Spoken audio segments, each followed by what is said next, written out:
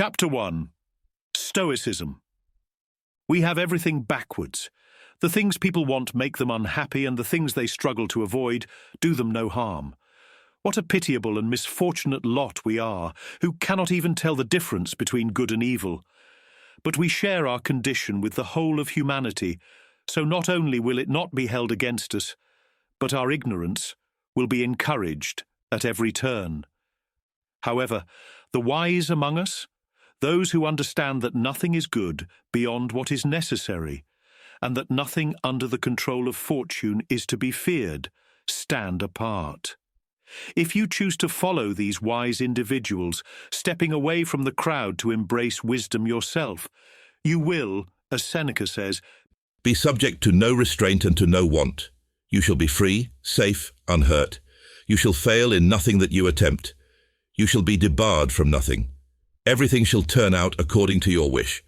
No misfortune shall befall you. Nothing shall happen to you except what you expect and hope for. That is a description of the Stoic sage, akin to the enlightened figures of Jesus Christ or the Buddha within their respective traditions. It represents a life defined by the consistent, flawless application of virtue. While achieving this may be a bit out of reach, it serves as a valuable ideal for us to strive towards. Perfection may be unattainable, yet it appears possible that some of us could get most of the way there, and most of us could make meaningful progress in the right direction. Lucius Annaeus Seneca, known as Seneca the Younger, was not just a Roman politician and playwright, but also a prolific Stoic author. He had a fascinating life and death, and significantly contributed to our understanding of Stoicism through his extensive writings. Works such as Letters from a Stoic, of Anger, on Benefits, on the Shortness of Life, and of a Happy Life offer comprehensive insights into the philosophical system, as well as much practical advice. As we explore the path to wisdom, we will be primarily using Seneca's teachings to navigate our course. What is Stoicism? A philosophy of life is any system of thought that orders our values and orients us towards the most important ones. Without one, we risk succumbing to hedonism, chasing pleasures while avoiding discomfort, which ultimately leads to a life of regret. According to Seneca, the reason we make mistakes is because we all consider the parts of life, but never life as a whole. The archer must know what he is seeking to hit. Then he must aim and control the weapon by his skill. Our plans miscarry because they have no aim. When a man does not know what harbour he is making for, no wind is the right wind. Stoicism is a philosophy of life that believes that by applying reason to living the most virtuous life you can, you also live the happiest life possible. It is a system for living that life. It is more than something to study. It is an active, practical approach to daily living.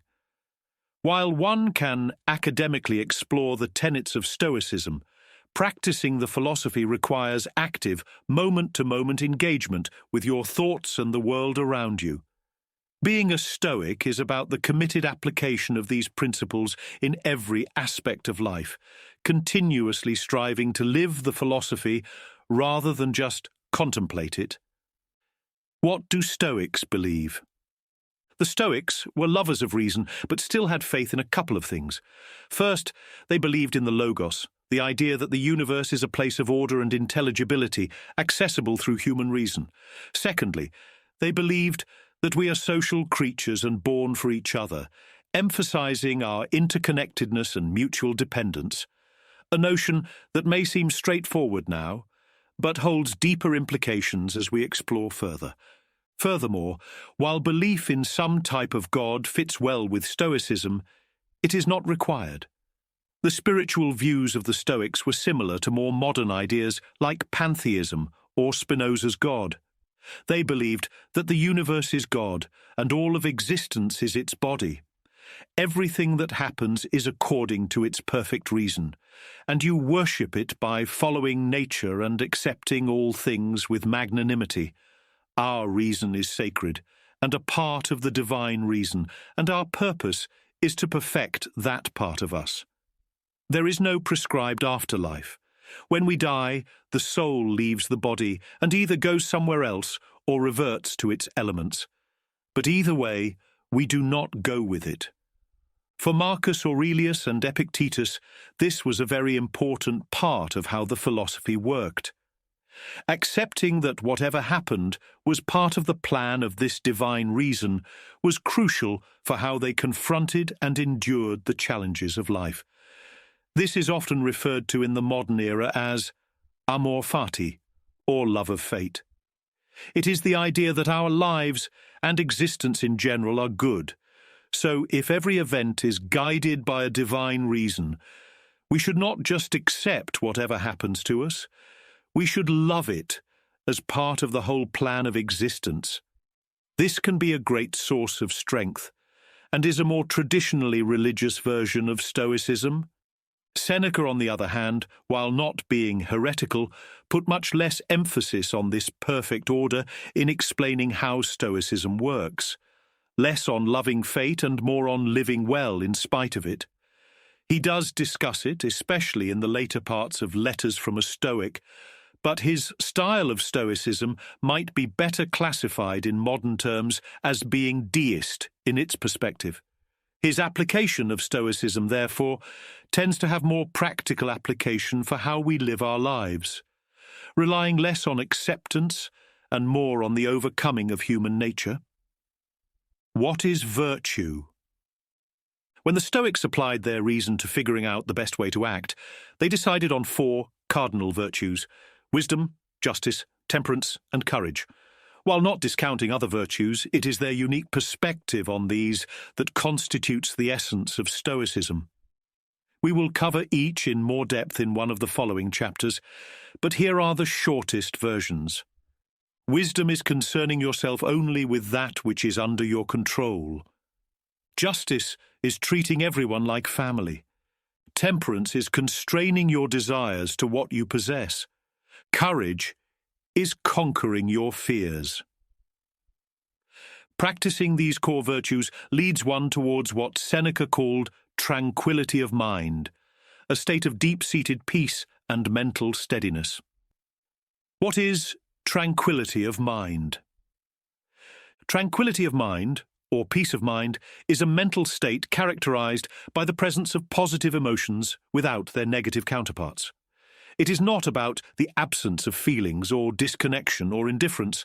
It is feeling connected, secure, loving, grateful and free, without feeling anxiety, regret, jealousy or hatred.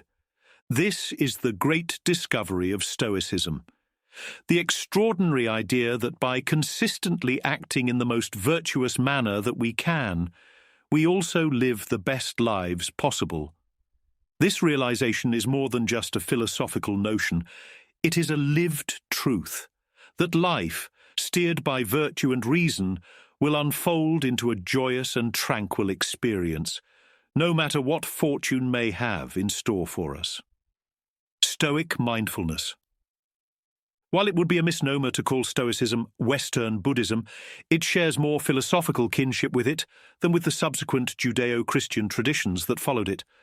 At the heart of Stoicism is the practice of mindfulness, a disciplined awareness of one's thoughts in the present moment and the ability to focus one's attention. The only thing that really exists is this moment. So this is when we have to be wise and virtuous. To neglect the present is to forsake life itself, as nothing beyond the current moment is guaranteed. We must be present and virtuous, right here, right now. Or, as Marcus Aurelius wrote, objective judgment now at this very moment, unselfish action now at this very moment, willing acceptance now at this very moment of all external events. That is all you need. So before we get to work on the virtues, we will need some practices to build up our ability to focus on the present moment. Stoic practice. Meditation.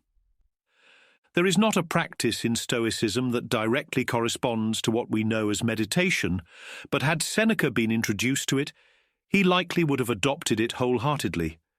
He was the author of many mindful reflections, such as the following.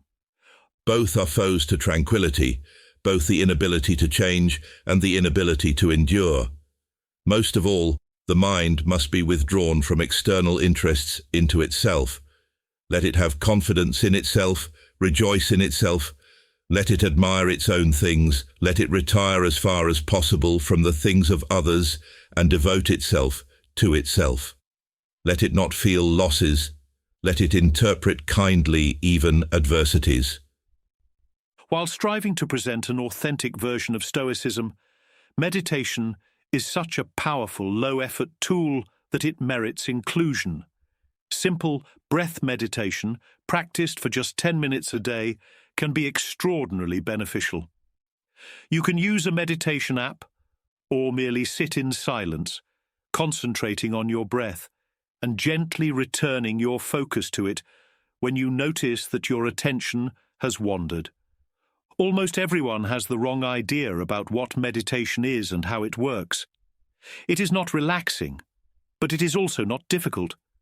You do not get the benefits of meditation by keeping a clear mind. You get them when you notice that you are distracted. The best meditation session is not one where you stay focused on the breath the whole time, which is impossible. It is the one where you quickly catch your mind wandering many times. Each time you notice and refocus, you get a little better at mindfulness and a little better at Stoicism.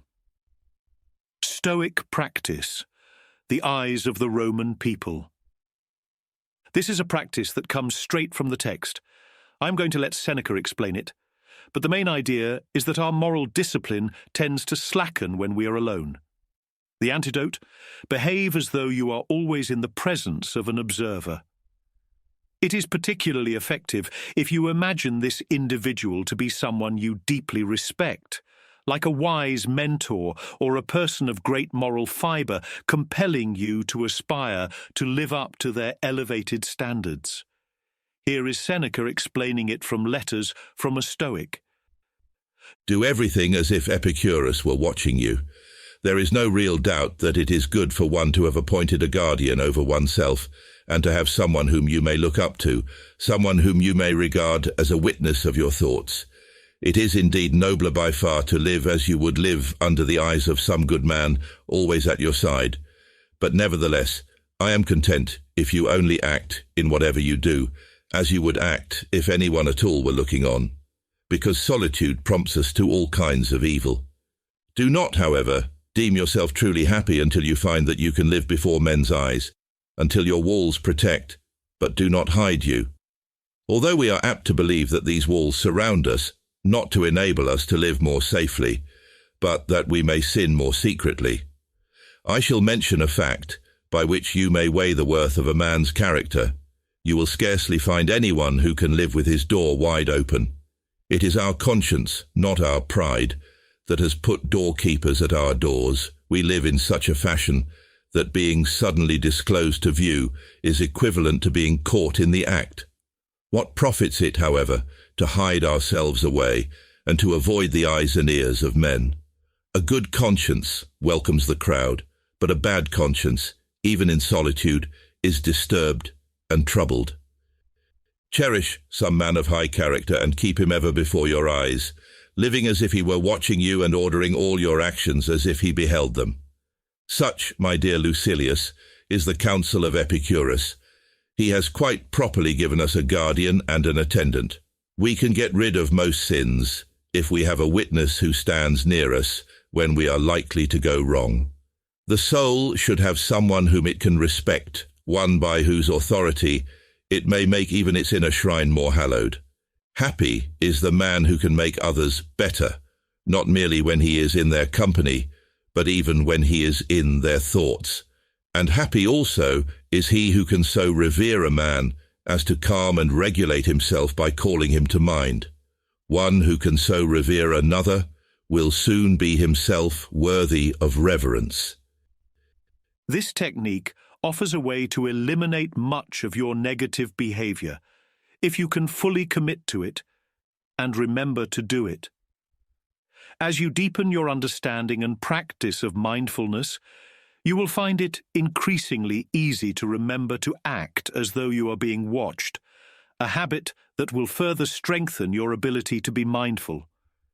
With a sustained effort over a long period of time, it should be possible to get good enough at this to spend most of your time in the moment, acting honorably and feeling joyful. In determining who to appoint as your guardian, Seneca suggests a wise philosopher or a respected public figure. The important part is that it should be someone you revere. They should be a figure who instills in you a desire to carry yourself with dignity, whose esteem you seek, and before whom any dishonorable behavior would cause you deep embarrassment. It is crucial to understand that the guardians we appoint, while they do assess our missteps, are not driven by spite. Their judgment stems from a place of genuine concern for our well-being. They serve not just as judges, but also as role models, mentors, and sources of encouragement in our journey. Their only desire is to see us reach our full potential, to find freedom and tranquility, and to do all the good we can. They rejoice with every step we take down the right path. Our drive to improve our actions under their watchful gaze should not be out of fear of their disapproval, but a heartfelt desire to meet their virtuous standards. We must imagine that they love us. Stoic practice, the Olympic Games. There is one more practice which makes sense to talk about here, this time from Epictetus. Make up your mind, therefore, before it is too late, that the fitting thing for you to do is to live as a mature man who is making progress, and let everything which seems to you to be best be for you a law that must not be transgressed. And if you meet anything that is laborious, or sweet, or held in high repute, or in no repute, remember that now is the contest, and here before you are the Olympic Games, and that it is impossible to delay any longer, and that it depends on a single day and a single action, whether progress is lost or saved. This is the way Socrates became what he was, by paying attention to nothing but his reason in everything that he encountered. And even if you are not yet a Socrates, still you ought to live as one who wishes to be a Socrates. Every encounter, whether facing an event in the world or a disruptive thought in your mind, is the critical moment. It is where you either operate on autopilot or seize the opportunity to act like a philosopher. This precise moment is the only time you can truly practice Stoicism. This is your personal Olympic Games. You have trained yourself for this exact point in time. Now is your chance to show everyone, or just your guardian, what you can do. In this moment of truth, you can either live up to the challenge, embracing wisdom, or fail, surrendering to vice. Lucky for us, these Olympics happen many times every day, so if we miss our chance, we will get an opportunity to redeem ourselves soon. For Stoics, wisdom significantly correlates with the internal dialogues we maintain and these narratives that we construct for ourselves. The surviving records of Epictetus's teachings were the inspiration for rational ethical behavior therapy, one of the first forms of cognitive behavioral therapy developed in the 1950s. Its creator, Albert Ellis, was especially fond of Epictetus's idea that it is not the things themselves that disturb men, but their judgments about these things. His book, A Guide to Rational Living, deserves a spot on every Stoic's reading list. We will be getting into the details of exactly what the Stoics meant by wisdom and how to practice it in Chapter 2.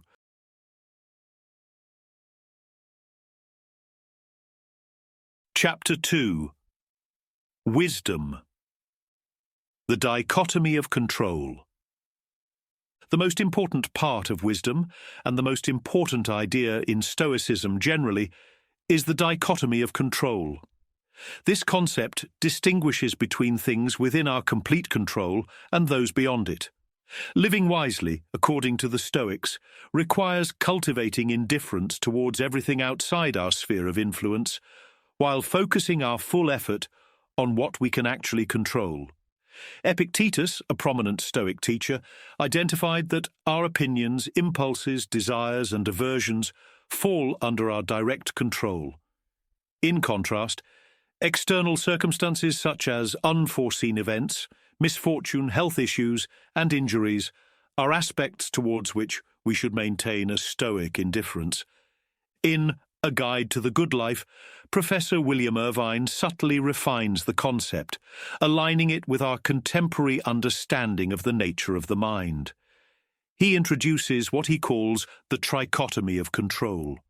According to Irvine, this framework categorizes things into three distinct levels of control: complete control, partial control, and no control.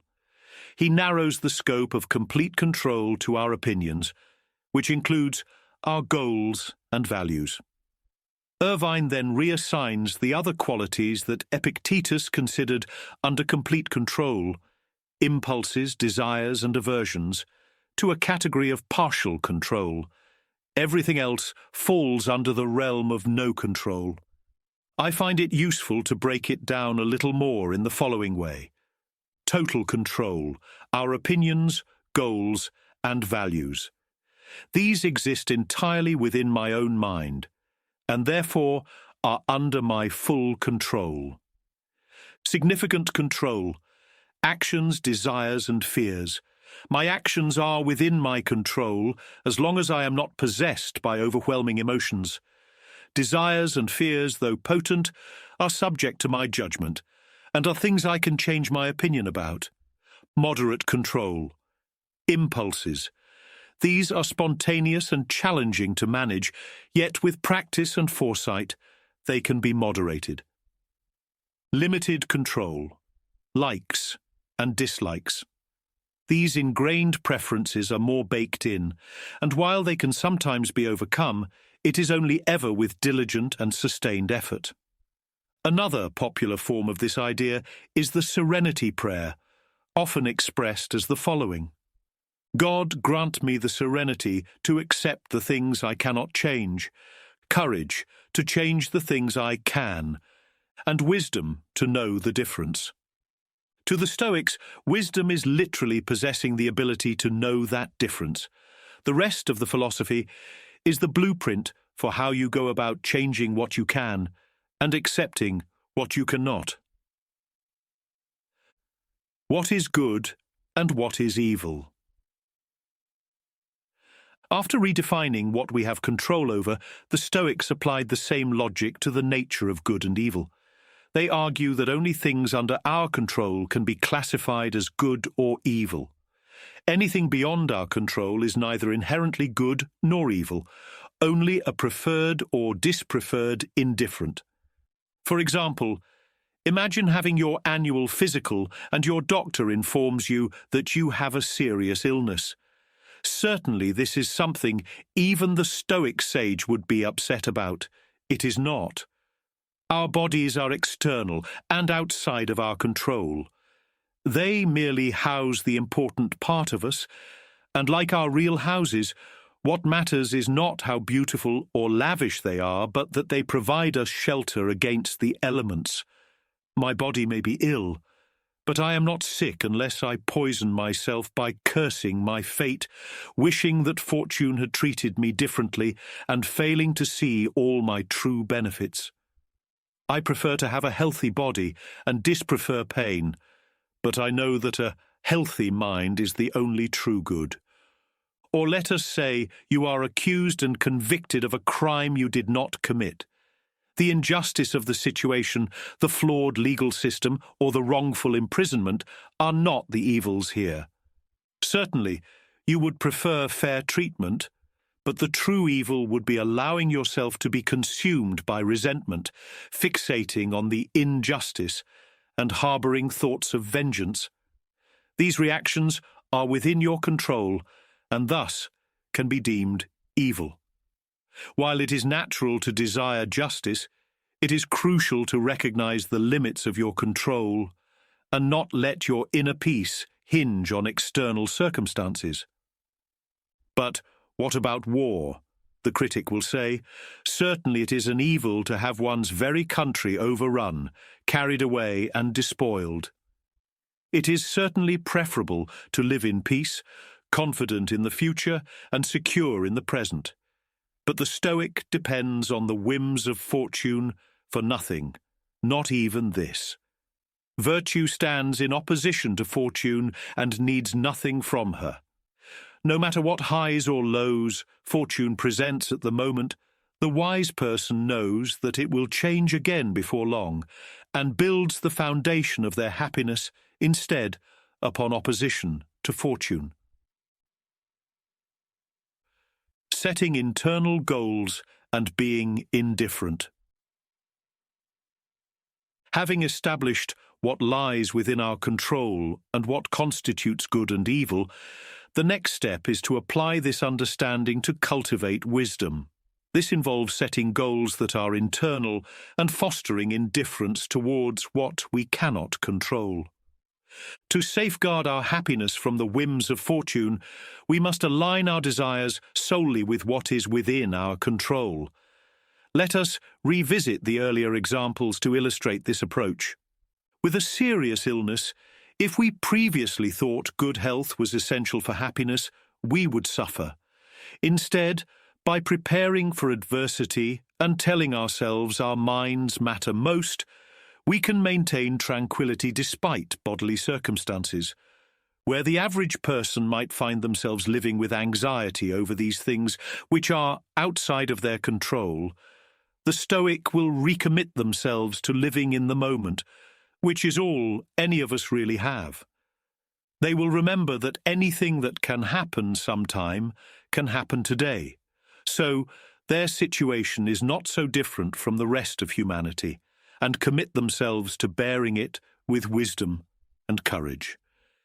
In the event of an unjust conviction, while we may strongly prefer justice, our primary objective should be to uphold our dignity and resilience, discovering meaning even within imprisonment. The flawed justice system and the perceptions of the jury are beyond our control, yet our reaction to these circumstances remains under our power. Rather than succumbing to bitterness or anger, we can choose to preserve our dignity, strengthen our mental fortitude, and potentially find purpose in our new situation. We must understand that virtue and character cannot be taken from us, only lost by our own actions, and that freedom from fortune can be held even by one without physical freedom.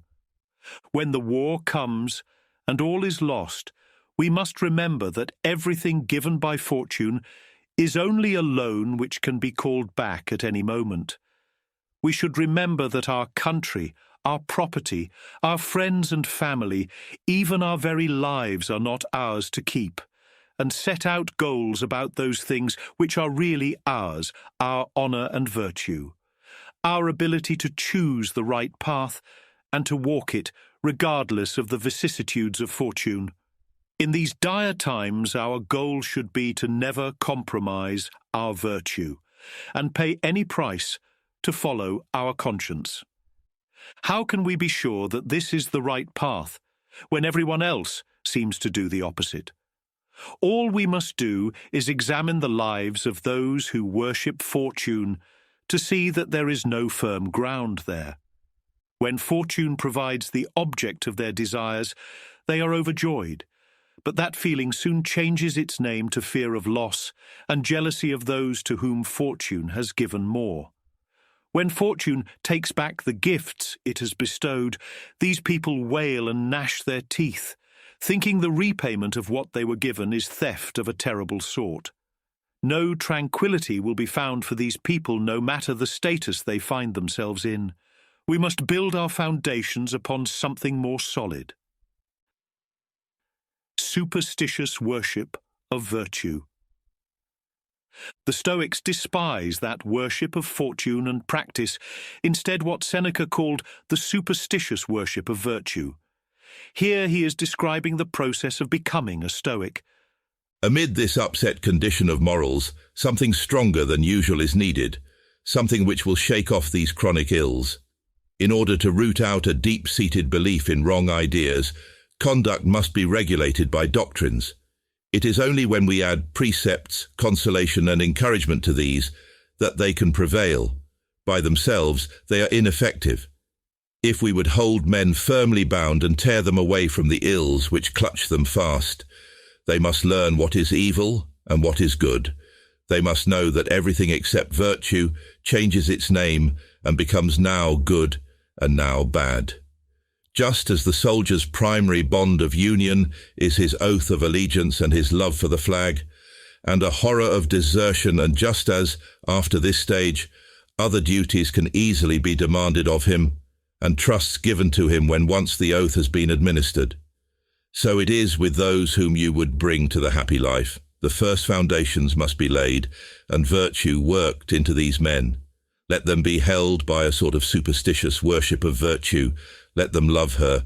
Let them desire to live with her, and refuse to live without her. The Stoic philosophers made a bold and radical claim that true happiness stems solely from virtue. This perspective challenges the conventional view, arguing that what we typically yearn for and deem as good fortune, such as wealth, fame, power, robust health, and a sterling reputation, hold no real value in terms of true happiness. Similarly, the things we often dread and label as misfortune, poverty, illness, disgrace, exile, or persecution, are not genuinely detrimental. According to Stoicism, the essence of a fulfilling life lies in embracing and living out the virtues of wisdom, justice, temperance, and courage. This path, they argue, is the authentic route to a life filled with joy. In contrast, most people believe happiness hinges on favorable circumstances, hoping that factors beyond their control, success in business, relationships, health, align in their favor. This reliance on external factors typically leads to a fleeting or absent sense of happiness, as fortune's favor is inherently temporary and unpredictable. Stoics describe this common attitude as a form of fortune worship. Stoicism, however, calls for a different kind of devotion, a deep, heartfelt reverence for virtue. It is not sufficient to merely recognize what is right or to attempt to act accordingly. Seneca emphasizes the need for a devoted love of virtue, a commitment that goes beyond mere understanding. This fervent embrace of virtue transforms its pursuit from something which could be a burdensome obligation into a source of genuine joy. Stoics willingly accept responsibilities that others avoid, finding happiness in the chance to demonstrate their virtue. This dedication to practicing virtue is what enables Stoics to find joy in upholding moral integrity and truth, even when it comes with a high personal price. It is this veneration that allows them to lead lives marked by contentment and fulfillment, irrespective of external circumstances. If you once convince yourself of this, and if you come to love virtue devotedly, for mere loving is not enough, anything that has been touched by virtue will be fraught with blessing and prosperity for you, no matter how it shall be regarded by others. Torture, if only, as you lie suffering, you are more calm in mind than your very torturer. Illness, if only you curse not fortune and yield not to the disease. In short, all those things which others regard as ills will become manageable and will end in good, if you succeed in rising above them. Do philosophy first. I'm going to let Seneca do most of the explaining here. This is all from Letter 72, from Letters from a Stoic, which is aptly titled On Business as the Enemy of Philosophy. Devote yourself wholly to philosophy. You are worthy of her. She is worthy of you. Greet one another with a loving embrace. Say farewell to all other interests with courage and frankness. Do not study philosophy merely during your spare time. If you were ill, you would stop caring for your personal concerns and forget your business duties. You would not think highly enough of any client to take active charge of his case during a slight abatement of your sufferings. You would try your hardest to be rid of the illness as soon as possible. What, then? Shall you not do the same thing now? Throw aside all hindrances and give up your time to getting a sound mind, for no man can attain it if he is engrossed in other matters. Philosophy wields her own authority. She appoints her own time, and does not allow it to be appointed for her. She is not a thing to be followed at odd times, but a subject for daily practice. She is mistress, and she commands our attendance.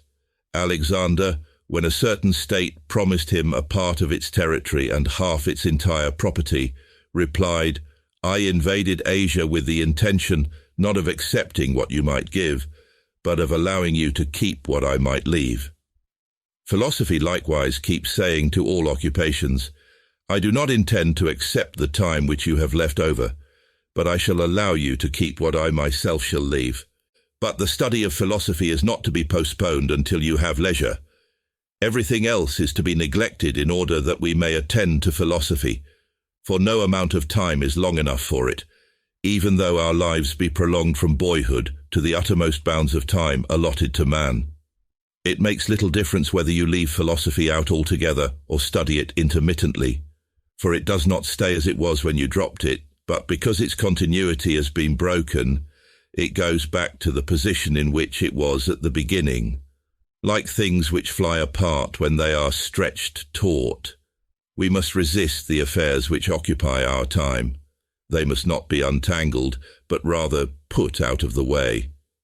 Indeed, there is no time that is unsuitable for helpful studies, and yet many a man fails to study amid the very circumstances which make study necessary. You must make philosophy your top priority. You are spiritually ill, and must make yourself well with all haste. You must start now, and not give up until you have become wise, because like climbing a steep slope, any pause or hesitation risks causing you to slide back to where you started. If you wish to do good in the world, you must make yourself good first. This commitment involves a relentless pursuit of reason in every moment. It requires vigilant self-awareness, understanding the motives behind your every action. This path demands rejecting luxury and convenience, overcoming your vices, and a constant awareness of your mortality and that of your loved ones. It means remembering that not even the next hour is guaranteed, and living each moment in a manner that would leave you proud if it were indeed your last. Philosophy should not be an isolated activity. It should permeate all aspects of life, ensuring that every action is performed with excellence and virtue. Just as one can face death or endure pain with a philosophical mindset, so too should we approach work, shopping, eating, and all other activities.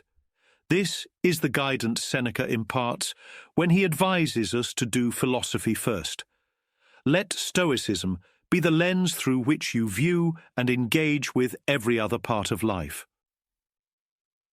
Stoic practice, reflection journaling.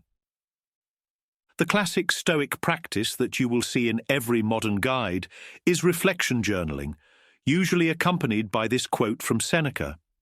When the light has been removed and my wife has fallen silent, aware of this habit that's now mine, I examine my entire day and go back over what I've done and said, hiding nothing from myself, passing nothing by. While definitely good advice, it does not fully capture the essence of how this practice functions within the system of Stoicism. Also, you will notice that Seneca is not actually journaling, he is reflecting internally. He can do this because he is wise, and also has not had his attention span destroyed by modern technology. Those of us with unwise modern brains will do much better actually writing things down. So, what is this reflecting actually doing for us? I think this quote illustrates it more properly. I shall keep watching myself continually and, a most useful habit, shall review each day. For this is what makes us wicked. that no one of us looks back over his own life. Our thoughts are devoted only to what we are about to do, and yet our plans for the future always depend on the past. The Stoic maintains a nightly journaling practice as a way of learning to keep continual watch over themselves. Knowing that you will be recounting your day in your journal encourages you to be more attentive to your actions and experiences, helping you step away from automatic, unreflective behavior and choose virtue instead. Initially, you might find that your journal entries lack detail or that you struggle to recall the day's events. However, with consistent practice, your recollection and presence in daily activities will improve, marking your progress in this practice. For best results, aim to journal every evening around the same time. The method of journaling, whether writing, typing, or speaking, is less important than the act itself. A brief session of 10 to 15 minutes each night is enough to keep you accountable during the day. As for prompts, we want to be reflecting on the things we want to be learning to pay attention to, so I suggest, what went well today and what did not? How could you have acted better? What bad habit of yours have you cured today? What vice have you checked? In what respect are you better? List the benefits you have received and why you are grateful for them. Think of ways you can return them in the future.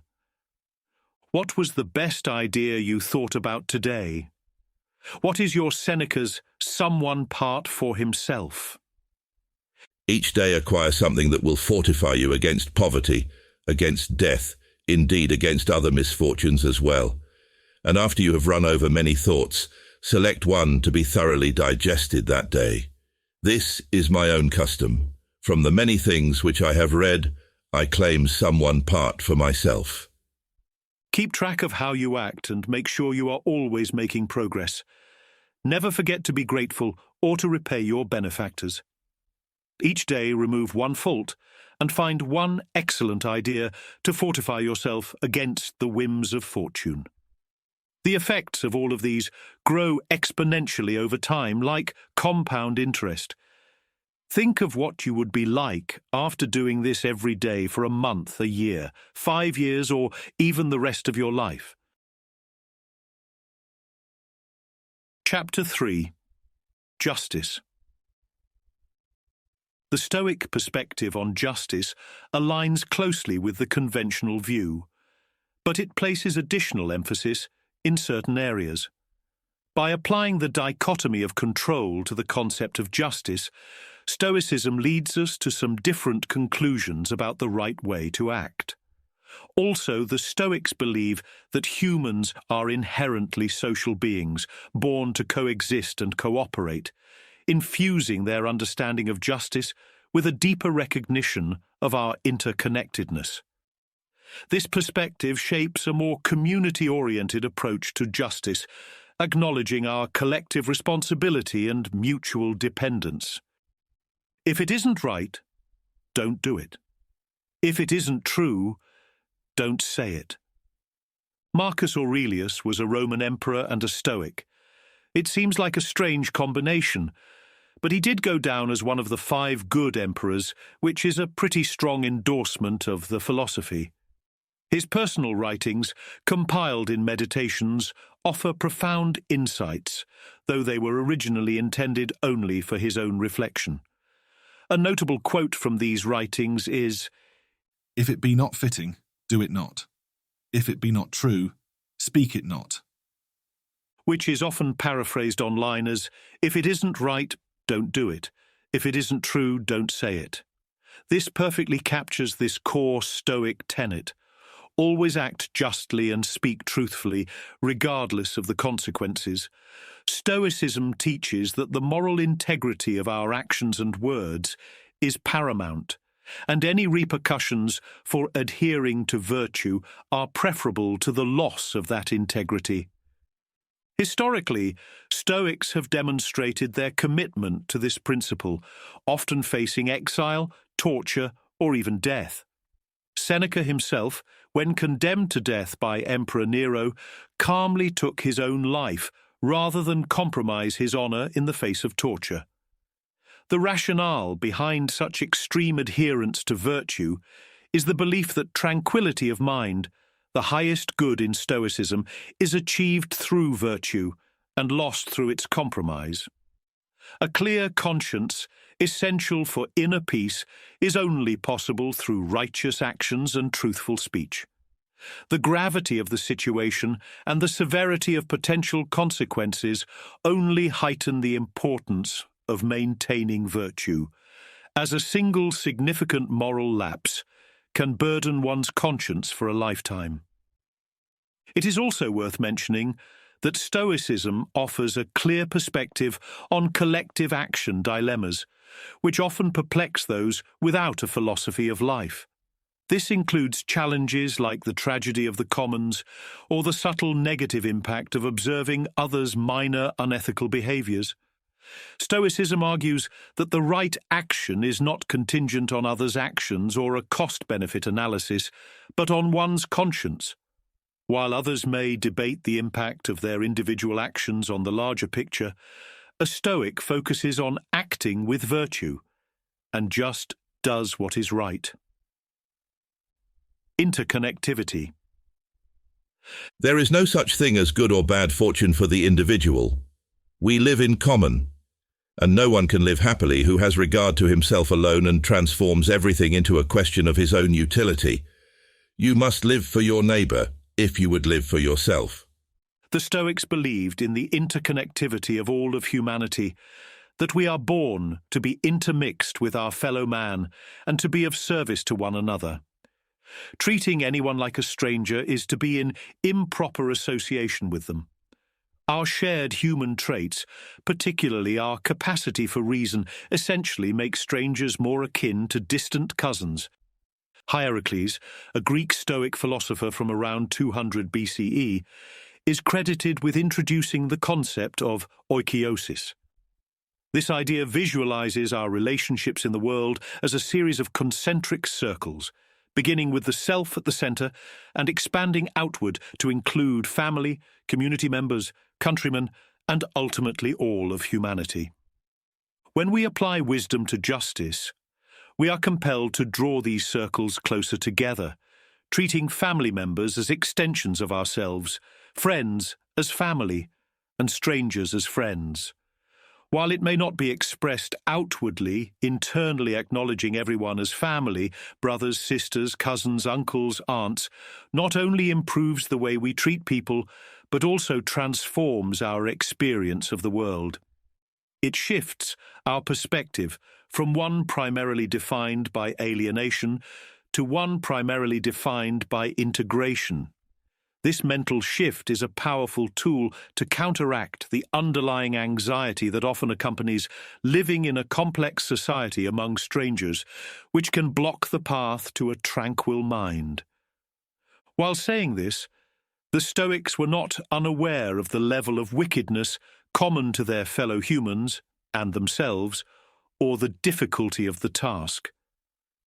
In terms reminiscent of the present day, Seneca explains both sides of the struggle. The wise man will never cease to be angry if he once begins, so full is every place of vices and crimes. More evil is done than can be healed by punishment. Men seem engaged in a vast race of wickedness. Every day there is greater eagerness to sin, less modesty, throwing aside all reverence for what is better and more just. Lust rushes whithersoever it thinks fit, and crimes are no longer committed by stealth. They take place before our eyes, and wickedness has become so general and gained such a footing in everyone's breast that innocence is no longer rare, but no longer exists. Do men break the law singly or a few at a time? Nay, they rise in all quarters at once as though obeying some universal signal to wipe out the boundaries of right and wrong. Host is not safe from guest, father-in-law from son, but seldom love exists twixt brothers. Wives long to destroy their husbands. Husbands long to slay their wives. Stepmothers deadly aconite prepare, and child heirs wonder when their sires will die. And how small a part of men's crimes are these? The poet has not described one people divided into two hostile camps, parents and children enrolled on opposite sides, Rome set on fire by the hand of a Roman, troops of fierce horsemen scouring the country to track out the hiding places of the proscribed, wells defiled with poison, plagues created by human hands, trenches dug by children round their beleaguered parents, crowded prisons, conflagrations that consume whole cities, gloomy tyrannies, secret plots to establish despotisms and ruin peoples, and men glorying in those deeds which, as long as it was possible to repress them, were counted as crimes. I mean rape, debauchery, and lust. Add to these public acts of national bad faith, broken treaties, everything that cannot defend itself carried off as plunder by the stronger, knaveries, thefts, frauds, and disownings of debt such as 3 of our present law courts would not suffice to deal with. If you want the wise man to be as angry as the atrocity of men's crimes requires, he must not merely be angry, but must go mad with rage. You will rather think that we should not be angry with people's faults. For what shall we say of one who is angry with those who stumble in the dark, or with deaf people who cannot hear his orders, or with children because they forget their duty and interest themselves in the games and silly jokes of their companions? What shall we say if you choose to be angry with weaklings for being sick, for growing old, or becoming fatigued? Among the other misfortunes of humanity is this, that men's intellects are confused, and they not only cannot help going wrong, but love to go wrong. To avoid being angry with individuals, you must pardon the whole mass. You must grant forgiveness to the entire human race. If you are angry with young and old men because they do wrong, you will be angry with infants also, for they soon will do wrong. Does anyone become angry with children who are too young to comprehend distinctions? Yet to be a human being is a greater and a better excuse than to be a child. Thus are we born, as creatures liable to as many disorders of the mind as of the body, not dull and slow-witted, but making a bad use of our keenness of wit, and leading one another into vice by our example. He who follows others who have started before him on the wrong road is surely excusable for having wandered on the highway. A general severity may be shown in the case of individual deserters, but where a whole army deserts, it must needs be pardoned. What is it that puts a stop to the wise man's anger? It is the number of sinners. He perceives how unjust and how dangerous it is to be angry with vices which all men share. Heraclitus, whenever he came out of doors and beheld around him such a number of men who were living wretchedly, nay, rather perishing wretchedly, used to weep. He pitied all those who met him joyous and happy. He was of a gentle but too weak disposition, and he himself was one of those for whom he ought to have wept. Democritus, on the other hand, is said never to have appeared in public without laughing. So little did men's serious occupations appear serious to him. What room is there for anger? Everything ought either to move us to tears or to laughter. The wise man will not be angry with sinners. Why not? Because he knows that no one is born wise but becomes so. He knows that very few wise men are produced in any age, because he thoroughly understands the circumstances of human life. Now, no sane man is angry with nature, for what should we say if a man chose to be surprised that fruit did not hang on the thickets of a forest, or to wonder at bushes and thorns not being covered with some useful berry? No one is angry when nature excuses a defect. The wise man, therefore, being tranquil and dealing candidly with mistakes, not an enemy to, but an improver of sinners, will go abroad every day in the following frame of mind. Many men will meet me, who are drunkards, lustful, ungrateful, greedy, and excited by the frenzy of ambition. He will view all these as benignly as a physician does his patients. Marcus Aurelius also expressed this idea beautifully in Meditations. When you wake up in the morning, tell yourself, the people I deal with today will be meddling, ungrateful, arrogant, dishonest, jealous, and surly. They are like this because they can't tell good from evil. But I have seen the beauty of good and the ugliness of evil, and have recognized that the wrongdoer has a nature related to my own, not of the same blood and birth, but the same mind and possessing a share of the divine. And so none of them can hurt me. No one can implicate me in ugliness, nor can I feel angry at my relative or hate him. We were born to work together like feet, hands, and eyes, like the two rows of teeth, upper and lower. To obstruct each other is unnatural. To feel anger at someone, to turn your back on him, these are unnatural. Acknowledge that people are pretty awful. Realize that we have all done so much wrong that there is no way to sort it all out, and a universal pardon is the only practical answer. Remember that it is unfair and unproductive to be angry with individuals for doing what everyone else is also doing.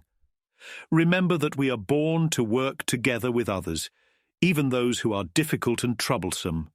Aspire to treat your fellow humans like a doctor treats their patients, providing whatever assistance you can and not reacting to or condemning their flaws. This is how the Stoic puts interconnectivity into practice. How does a Stoic do good in the world? A frequent concern non-Stoics raise about the philosophy is around the issue of passivity. Sure, virtue and tranquility of mind sound good, but not if one has to resign from the world and the events of the day. This misunderstanding comes from the colloquial usage of Stoicism, only referring to the part about controlling one's emotions. When it comes to justice and Stoicism, people ought to think of Cato the Younger, the last man standing up for the Roman Republic against Julius Caesar, or George Washington during the American Revolution. Luckily, none of us will have to go that far, but Seneca continues his passage above with a prescription of how we should act. When a man's ship leaks freely through its opened seams, does he become angry with the sailors or the ship itself? No. Instead of that, he tries to remedy it. He shuts out some water, bails out some other, closes all the holes that he can see, and by ceaseless labour counteracts those which are out of sight, and which let water into the hold. Nor does he relax his efforts, because as much water as he pumps out runs in again. We need a long-breathed struggle against permanent and prolific evils, not indeed to quell them, but merely to prevent their overpowering us. That is the answer to how a Stoic does good in the world. Do we sail on calm seas in a well-made boat? Even someone robbed of their senses knows the answer is no from the tossing of the boat and the wetness of his feet. We live in an age of ever-multiplying vices where virtue itself is mocked. The good person, therefore, busies themselves with bailing water and fixing whatever holes they can reach, while the rest curse each other, or the boat, or the crew, or the gods themselves. Some style themselves as captains and imagine themselves in control of the whole situation. Some others beckon the water and go so far as to make new holes to let it in. None of this is unexpected to the good person who keeps up their work diligently with the knowledge that they will need to continue for the duration of the journey. Stoic practice. Can I be like that too? In our previous practices, we explored techniques to hone your ability to focus and be aware of your thoughts in real time. This skill is crucial for our next practice, which aims to enhance your relationships with others. This practice centers on developing the ability to immediately notice when you start judging someone. The moment you catch yourself in this act, the goal is to pivot your thoughts towards something more virtuous, and to remind yourself of your shared humanity with the person you are judging. Once you notice, pose the question to yourself, can I be like that too? If your answer is yes, which is likely, it becomes easy to let go of the judgment and instead have sympathy for your fellow infirmed. My cousin and I have a hard time controlling our tempers. I am grateful mine is not assaulting me at the moment. If your answer is no, then it becomes easier to change judgment into sympathy as well as to be grateful for whatever it is that has spared you from this particular fault of character. Implementing this practice consistently requires effort, but it is a powerful way to become a kinder, more content individual. It also serves as an effective method to superstitiously worship virtue. You will know you are progressing towards a state of tranquility when your view of others shifts from seeing them as mostly annoying to recognizing them as family who can be challenging at times.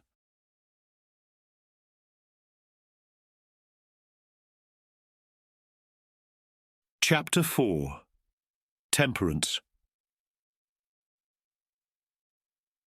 When it comes to temperance, no one puts more emphasis on discipline and voluntary self-restraint than the Stoics. You must, with mighty steadfastness, spurn both that which all men crave and that which all men fear. The things we think are good and chase after, like wealth and fame, are not good. They are things which change from good to bad, and often cost us more than we gain. We must come to understand this and stop pursuing them. The things we fear, like poverty, bad reputation, solitude, disease, and death, are not evil. They are natural events which happen to everyone and are outside of our control, and therefore unable to harm us unless we harm ourselves about them. We must come to understand this and cease fearing them. It is in the power of any man to despise all things, but of no man to possess all things. The shortest cut to riches is to despise riches. This principle applies not just to wealth, but also to fame and relationships. Despise may seem a strong word, but Seneca is essentially advising us to scorn the role of fortune in these aspects of life. Stoics do not base their happiness on things that are subject to fortune's whims. They might have preferences, but at their core, they remain indifferent to things governed by fortune. So, in this context, despise means to remain indifferent to the object itself, while actually scorning the true adversary, which is fortune. Moving to more practical advice. If you have been pursuing the wrong things, what should you be seeking instead? Aim to acquire only what is necessary, and stop when you have enough. The more you possess, the more you will want. True wealth lies in having what you need and not yearning for more. He says, contented poverty is an honourable estate. Indeed, if it be contented, it is not poverty at all. It is not the man who has too little, but the man who craves more, that is poor.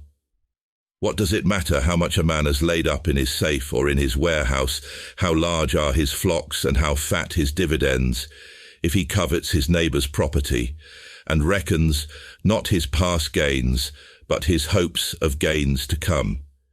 Do you ask, what is the proper limit to wealth? It is first, to have what is necessary, and second, to have what is enough.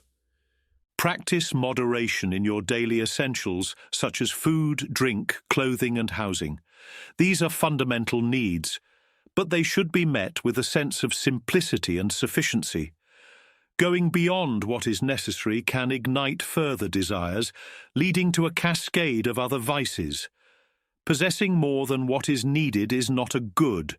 Possessing a mind that desires only what is needed is a true good. Hold fast, then, to this sound and wholesome rule of life, that you indulge the body only so far as is needful for good health. The body should be treated more rigorously, that it may not be disobedient to the mind. Eat merely to relieve your hunger, drink merely to quench your thirst, dress merely to keep out the cold, house yourself merely as a protection against personal discomfort. It matters little whether the house be built of turf or of variously coloured imported marble. Understand that a man is sheltered just as well by a thatch as by a roof of gold. Despise everything that useless toil creates as an ornament and an object of beauty, and reflect that nothing except the soul is worthy of wonder. For to the soul, if it be great, naught is great. Things which are essential to life naturally have their limits, while those that are non-essential often lack a clear endpoint. Engaging in endless quests for wealth, fame, attention, exotic possessions, extensive travel, gourmet delicacies or sensory pleasures can lead to an insatiable cycle of desire. Succumbing to such endless want will clutter one's life with an array of vices, each more demanding and wicked than the last. We must recognize and respect the natural boundaries of our needs, avoiding that limitless chase after the superfluous, which will ultimately block our path to a tranquil mind. If you live according to nature, you will never be poor. If you live according to opinion, you will never be rich. Nature's wants are slight. The demands of opinion are boundless. Suppose that the property of many millionaires is heaped up in your possession. Assume that fortune carries you far beyond the limits of a private income, decks you with gold, clothes you in purple, and brings you to such a degree of luxury and wealth that you can bury the earth under your marble floors, that you may not only possess, but tread upon, riches. Add statues, paintings, and whatever any art has devised for the satisfaction of luxury. You will only learn from such things to crave still greater. Natural desires are limited, but those which spring from false opinion can have no stopping point. The false has no limits. When you are traveling on a road, there must be an end. But when astray, your wanderings are limitless. Recall your steps, therefore, from idle things, and when you would know whether that which you seek is based upon a natural or upon a misleading desire, consider whether it can stop at any definite point. If you find, after having travelled far, that there is a more distant goal always in view, you may be sure that this condition is contrary to nature. Take the true measure of things and see if they are really worth their price. We frequently expend our resources, time, energy, and integrity on things we would readily reject if they required us to purchase them with money.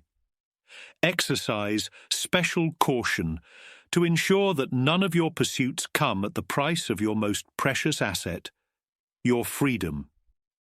Therefore, with regard to the objects which we pursue and for which we strive with great effort, we should note this truth.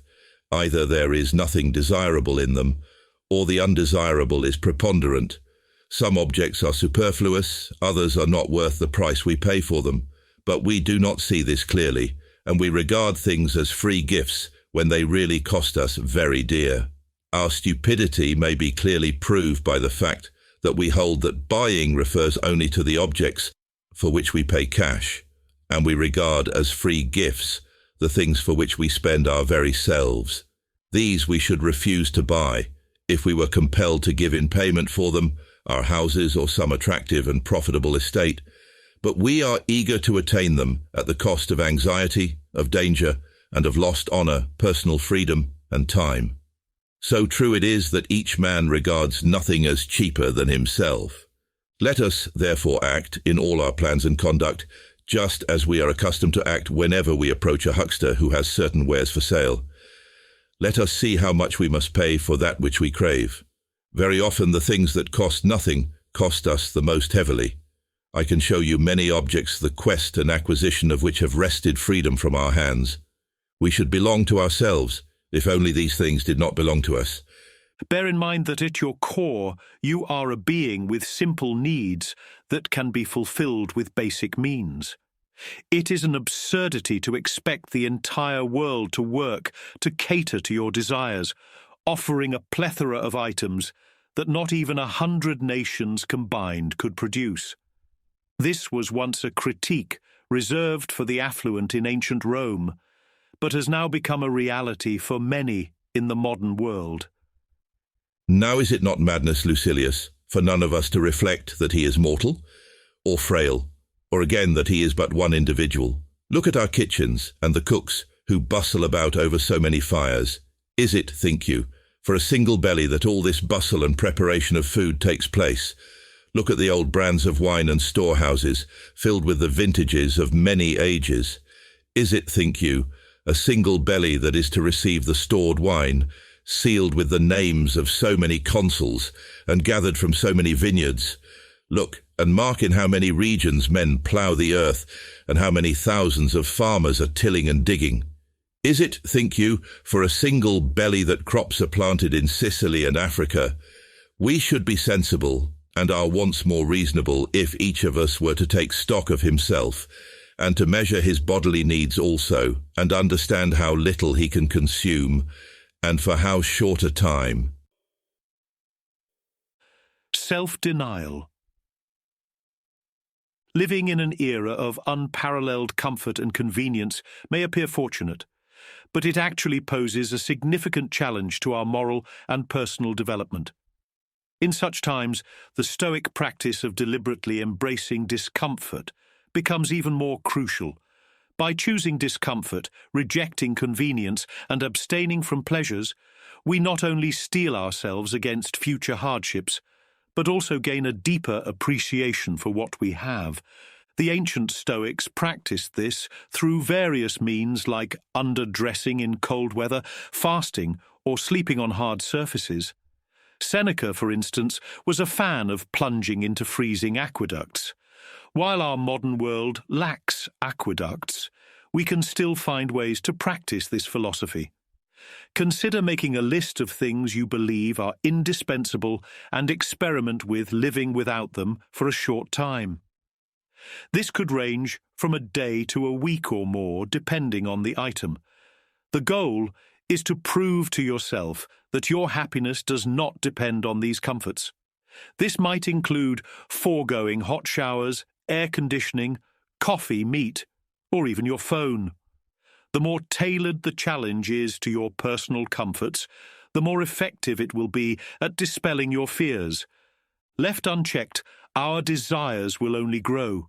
It is our responsibility to temper them with reason and align them with nature. It is counterintuitive, but there is a unique satisfaction in this self-denial.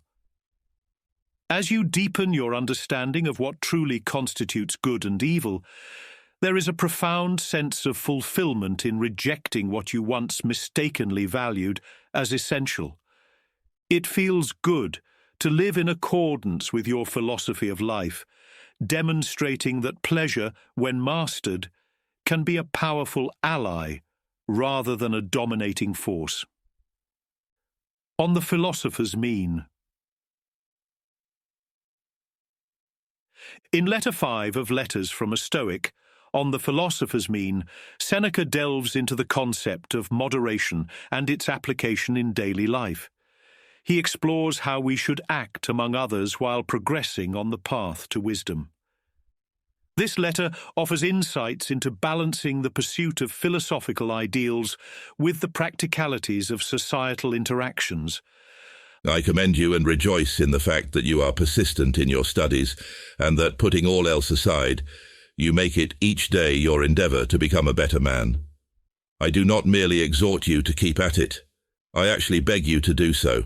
I warn you, however, not to act after the fashion of those who desire to be conspicuous rather than to improve, by doing things which will rouse comment as regards your dress or general way of living. Repellent attire, unkempt hair, slovenly beard, open scorn of silver dishes, a couch on the bare earth, and any other perverted forms of self-display are to be avoided. The mere name of philosophy, however quietly pursued, is an object of sufficient scorn. And what would happen if we should begin to separate ourselves from the customs of our fellow men? Inwardly, we ought to be different in all respects, but our exterior should conform to society. Do not wear too fine, nor yet too frowsy a toga. One needs no silver plate, encrusted and embossed in solid gold, but we should not believe the lack of silver and gold to be proof of the simple life. Let us try to maintain a higher standard of life than that of the multitude, but not a contrary standard. Otherwise, we shall frighten away and repel the very persons whom we are trying to improve. We also bring it about that they are unwilling to imitate us in anything, because they are afraid lest they might be compelled to imitate us in everything. The first thing which philosophy undertakes to give is fellow feeling with all men, In other words, sympathy and sociability. We part company with our promise if we are unlike other men. We must see to it that the means by which we wish to draw admiration be not absurd and odious. Our motto, as you know, is live according to nature, but it is quite contrary to nature to torture the body, to hate unlaboured elegance, to be dirty on purpose, to eat food that is not only plain but disgusting and forbidding.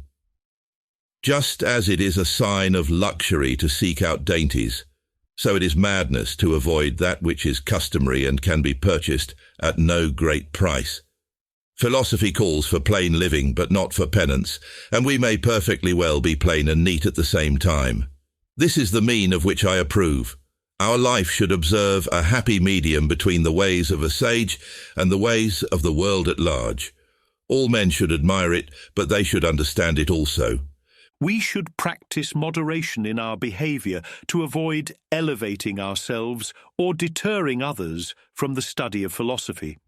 However, this moderation does not extend to our pursuit of virtue and mental well-being. Stoicism teaches that a truly happy life is achieved solely through virtue, without diluting it with even a hint of greed, lust, anger, ambition, or reliance on good fortune. While fully embodying this ideal may be beyond our reach, striving for it ensures that we do not prematurely settle for less or justify minor vices as rewards for our virtuous actions. Just as no animal, whether wild or tamed and gentle, obeys reason, since nature made it deaf to advice, so the passions do not follow or listen, however slight they are. Tigers and lions never put off their wildness. They sometimes moderate it, and then, when you are least prepared, their softened fierceness is roused to madness. Vices are never genuinely tamed. Again, if reason prevails, the passions will not even get a start.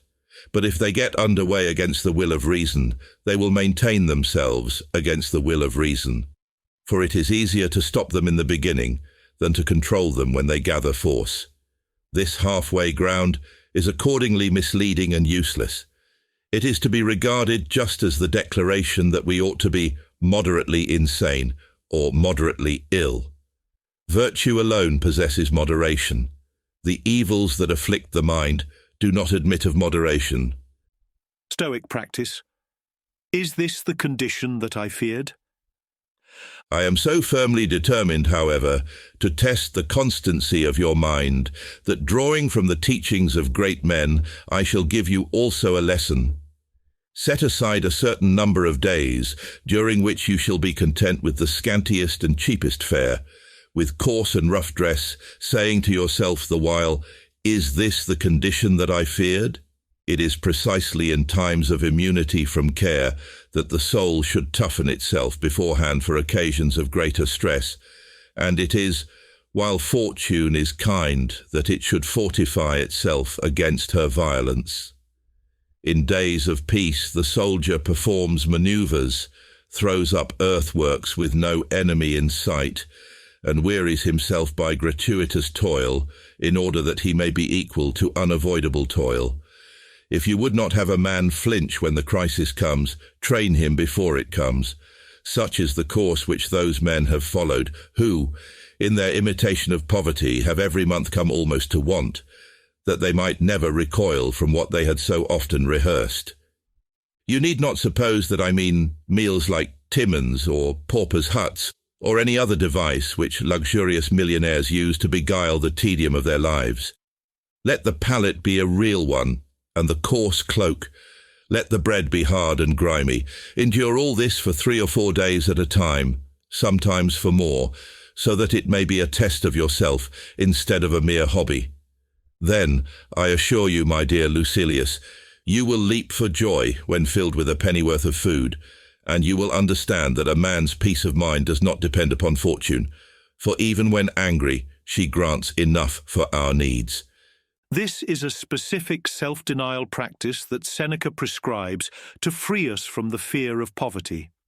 Every month, or every few months, dedicate 3 to 4 days to living with minimal financial means. During these days, Prepare the most basic meals, consuming only what is necessary for sustenance. Avoid any form of paid entertainment or leisure activities. Adopt a simple dress code, minimize travel, and reduce your overall consumption of resources. The objective is to experience life as though fortune has cast you into poverty, helping you realize that there is nothing to dread in such a situation. This practice not only fosters gratitude for your usual lifestyle, but also diminishes the power material possessions have over you. Additionally, undertaking this exercise as a communal activity or with a group can enhance its impact and provide mutual support. Stoic practice. Learn to hate your vices. And do you know why we have not the power to attain this Stoic ideal? It is because we refuse to believe in our power.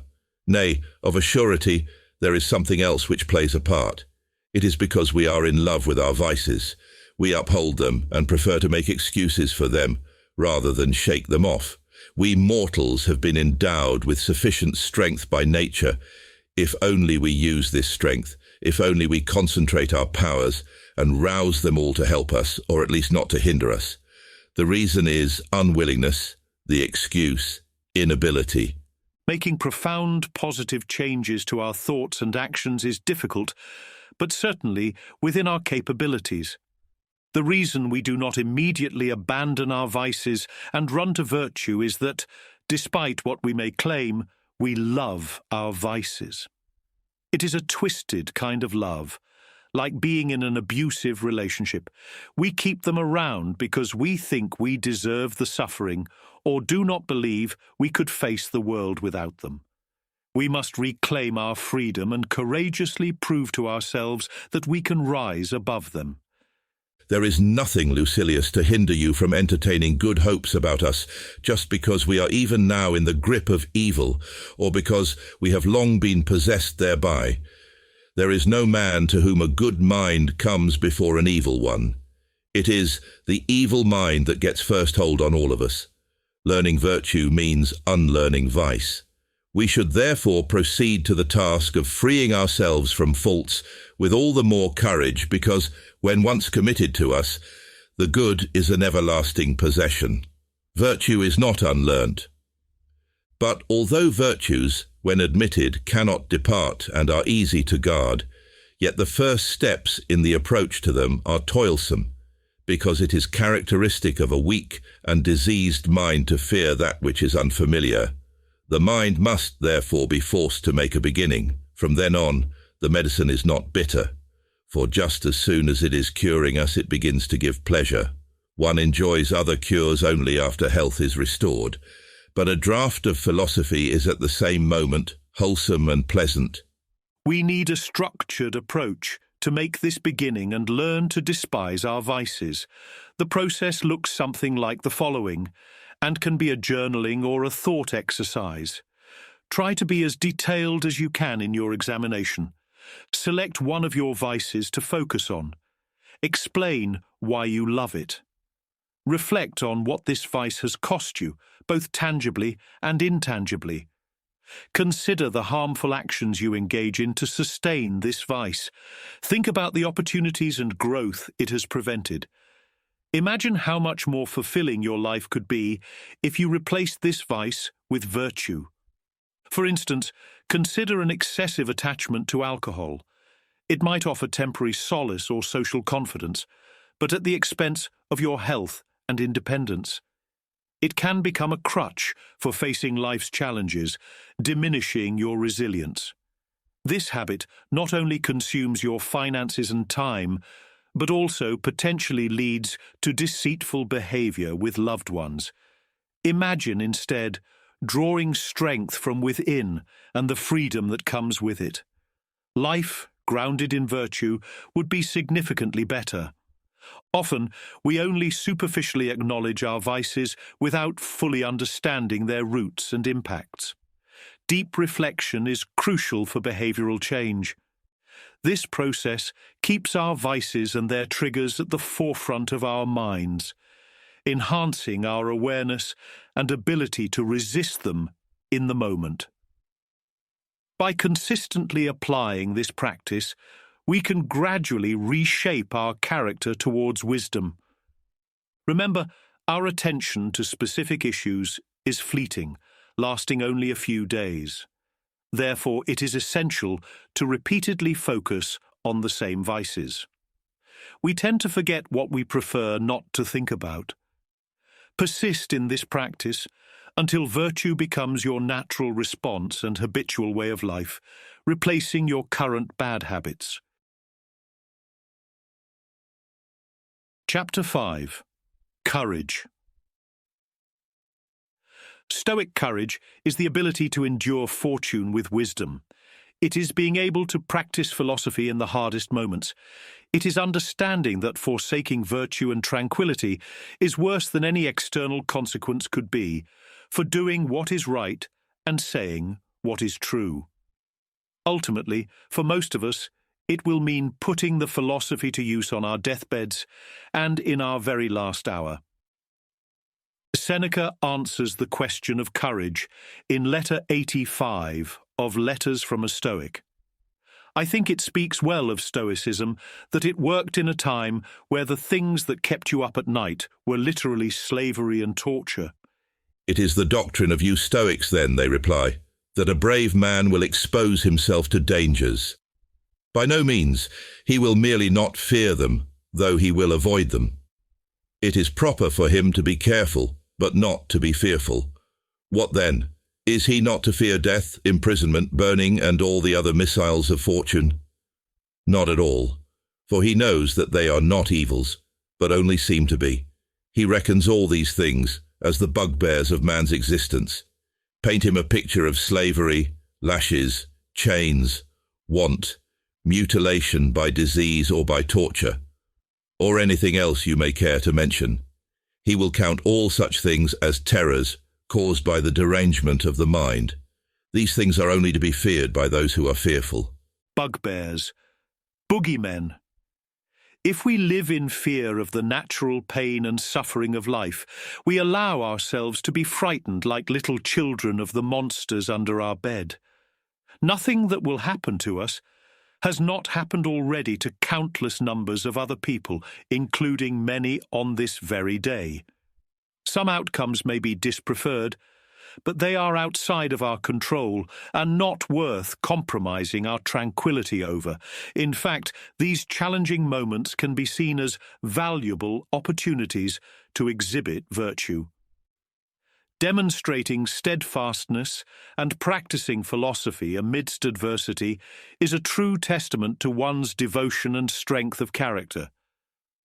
Seneca continues, What then, you ask, is an evil? It is the yielding to those things which are called evils. It is the surrendering of one's liberty into their control, when really we ought to suffer all things in order to preserve this liberty. Liberty is lost unless we despise those things which put the yoke upon our necks. If men knew what bravery was, they would have no doubts as to what a brave man's conduct should be. For bravery is not thoughtless rashness or love of danger, or the courting of fear-inspiring objects. It is the knowledge which enables us to distinguish between that which is evil and that which is not. Bravery takes the greatest care of itself and likewise endures with the greatest patience all things which have a false appearance of being evils. What then, is the query? If the sword is brandished over your brave man's neck, if he is pierced in this place and in that continually, if he sees his entrails in his lap, if he is tortured again after being kept waiting in order that he may thus feel the torture more keenly, and if the blood flows afresh out of bowels where it has but lately ceased to flow, has he no fear? Shall you say that he has felt no pain either? Yes, he has felt pain, for no human virtue can rid itself of feelings. But he has no fear. Unconquered, he looks down from a lofty height upon his sufferings. Do you ask me what spirit animates him in these circumstances? It is the spirit of one who is comforting a sick friend. The states of life commonly labelled as evil, greed, violence, deception, poverty, sickness, pain, are in fact natural aspects of existence and thus cannot be evil. The true evil lies in convincing ourselves that these states are malevolent, thereby amplifying our own suffering. We have the power to withstand these challenges imposed by fortune, and in doing so, we not only exhibit moral beauty, but also minimize our own suffering. Mislabeling what is merely undesirable as evil and becoming identified with our suffering only serves to intensify it. Ultimately, our response to circumstances, not the circumstances themselves, determines whether we ascend to lofty heights or fall to chaos. A brave person understands that moral dilemmas always come with a cost, whether through action or inaction. While the average person may perceive only the risks of courageous action, such as physical harm, financial loss, or damage to reputation, the Stoic recognizes that the greater peril lies in choosing vice over virtue, in failing to do the good that is within their power. This failure obstructs the path to the only true good, a sound mind. Thus, encountering danger is not an evil. Rather, the evil lies in shirking the responsibility to face that danger head-on. Freedom. Real freedom is freedom from fortune. It is being free from the fear of death and the fear of poverty. It is knowing that you can endure whatever life throws at you. It requires a diligent and courageous struggle to achieve, but it is a priceless good. Suppose we do what Hannibal did, check the course of events, give up the war, and give over our bodies to be coddled. Everyone would rightly blame us for our untimely sloth, a thing fraught with peril even for the victor, to say nothing of one who is only on the way to victory. And we have even less right to do this than those followers of the Carthaginian flag, for our danger is greater than theirs if we slacken, and our toil is greater than theirs, even if we press ahead. Fortune is fighting against me, and I shall not carry out her commands. I refuse to submit to the yoke. Nay, rather, I shake off the yoke that is upon me, an act which demands even greater courage. The soul is not to be pampered. Surrendering to pleasure means also surrendering to pain, surrendering to toil, surrendering to poverty. Both ambition and anger will wish to have the same rights over me as pleasure, and I shall be torn asunder, or rather pulled to pieces, amid all these conflicting passions. I have set freedom before my eyes, and I am striving for that reward. And what is freedom, you ask? It means not being a slave to any circumstance, to any constraint, to any chance.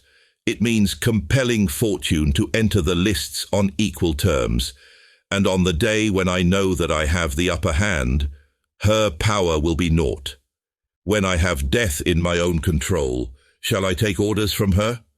True freedom lies in an unwavering equanimity towards fortune's gifts and trials. It is the steadfast conviction that your path will remain unaltered, regardless of life's fluctuations, and the ability to welcome challenges as proof of your imperviousness. This freedom is knowing that whatever happens, things really will be fine. A person who embodies this freedom is not dependent on their job, family, health, or country for happiness. While they may prefer these blessings, they recognize that such externalities are beyond their control and do not form the foundation of their contentment. Instead, their happiness is built on the one aspect they can control, their opinions and state of mind. This is the essence of true freedom.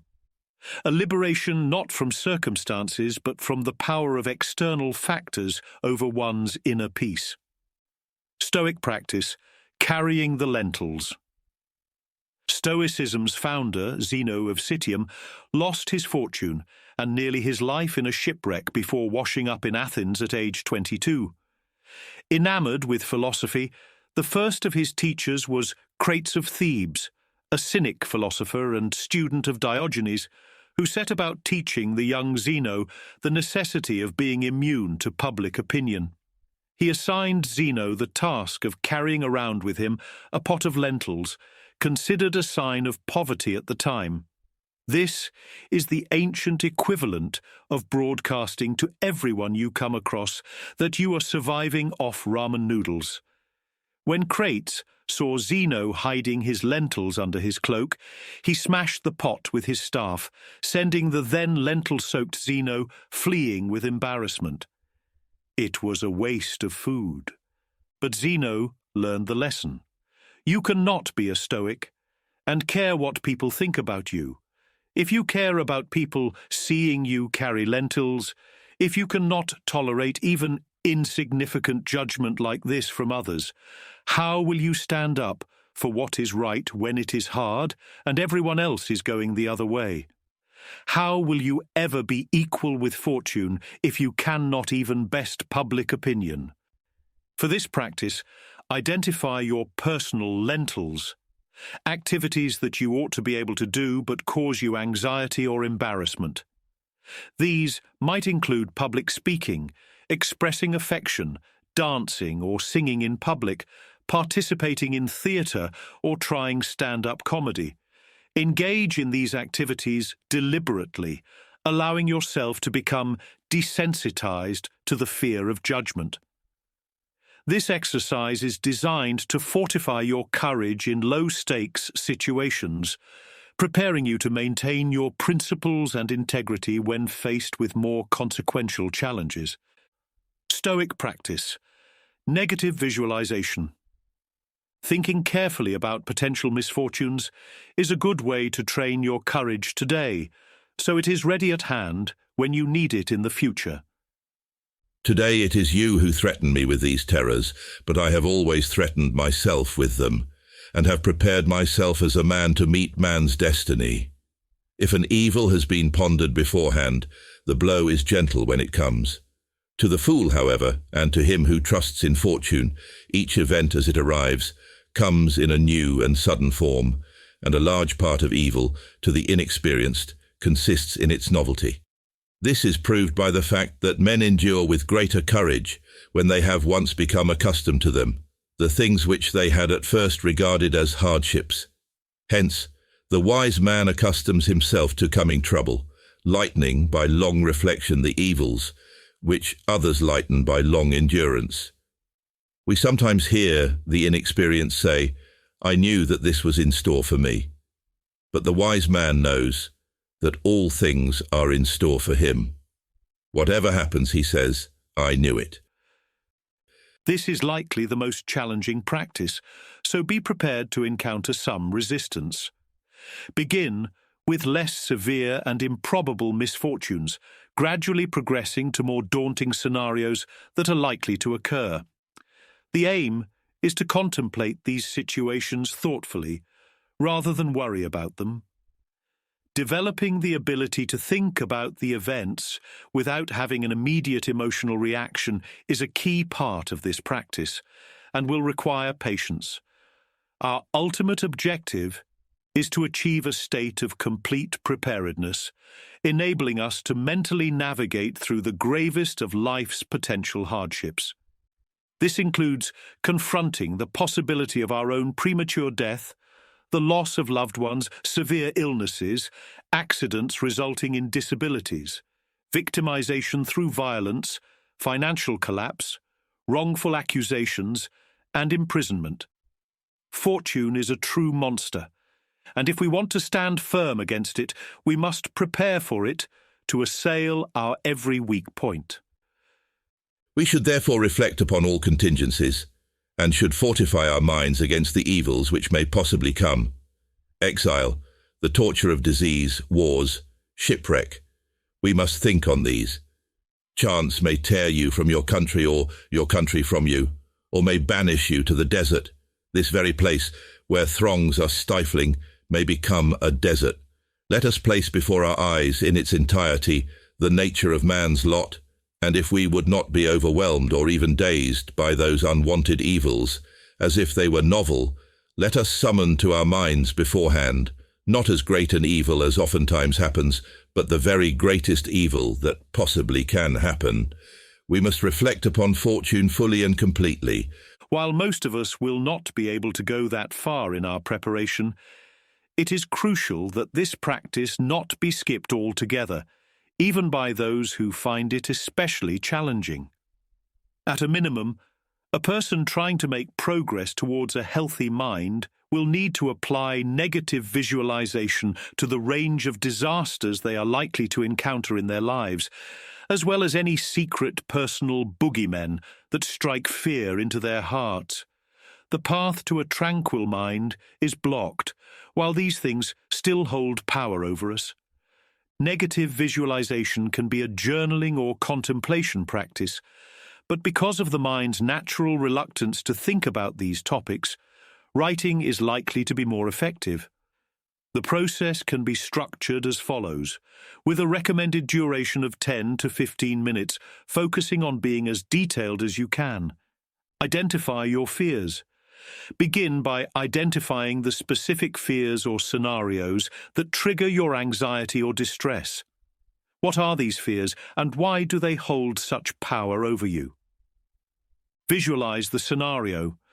Immerse yourself in the details of the feared event or situation as it unfolds. Consider both the immediate repercussions and the long-term consequences. How would this scenario realistically impact your life? Focus on virtue. Amidst this scenario, reflect on how you can apply the dichotomy of control. What elements are within your power to influence? Additionally, explore other ways you could exhibit virtue and resilience in this situation. Assert your inner strength. Firmly remind yourself that regardless of external events, you are never completely powerless. Embrace your inherent ability to respond with virtue and integrity, aligning your actions with your philosophy of life. This mindset is key to maintaining peace of mind, regardless of life's challenges. By regularly engaging in this exercise, you reinforce the understanding that your happiness and peace of mind are not contingent on external circumstances, but are always rooted in your responses and actions in any given situation.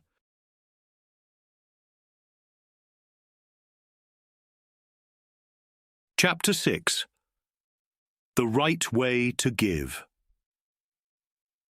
Among the numerous faults of those who pass their lives recklessly and without due reflection, my good friend Liberalis, I should say that there is hardly anyone so hurtful to society as this, that we neither know how to bestow or how to receive a benefit. The Stoics believe that we are born for each other, which leads to the conclusion that it is not just good to benefit one another, but it is how we build the primary bonds of society. We must have generous intentions followed up by generous acts, and bestow them on worthy people so that we encourage the return of those benefits and the building of a chain of connection and love between the receiver and ourselves. We must learn to give at the right time and in the right way, and then to act as if we forgot our debt. We must also learn to receive and repay in the right way, how to show gratitude, and how to keep our benefits in the forefront of our minds. We are to speak of benefits, and to define a matter which is the chief bond of human society. We are to lay down a rule of life, such that neither careless open-handedness may commend itself to us under the guise of goodness of heart, and yet that our circumspection, while it moderates, may not quench our generosity, a quality in which we ought neither to exceed nor to fall short. Men must be taught to be willing to give, willing to receive, willing to return, and to place before themselves the high aim, not merely of equaling, but even of surpassing those to whom they are indebted, both in good offices and in good feeling, because the man whose duty it is to repay can never do so unless he outdoes his benefactor. The one class must be taught to look for no return, the other to feel deeper gratitude. What is a benefit? What then is a benefit? It is the art of doing a kindness which both bestows pleasure and gains it by bestowing it, and which does its office by natural and spontaneous impulse. It is not therefore the thing which is done or given, but the spirit in which it is done or given, that must be considered, because a benefit exists, not in that which is done or given, but in the mind of the doer or giver.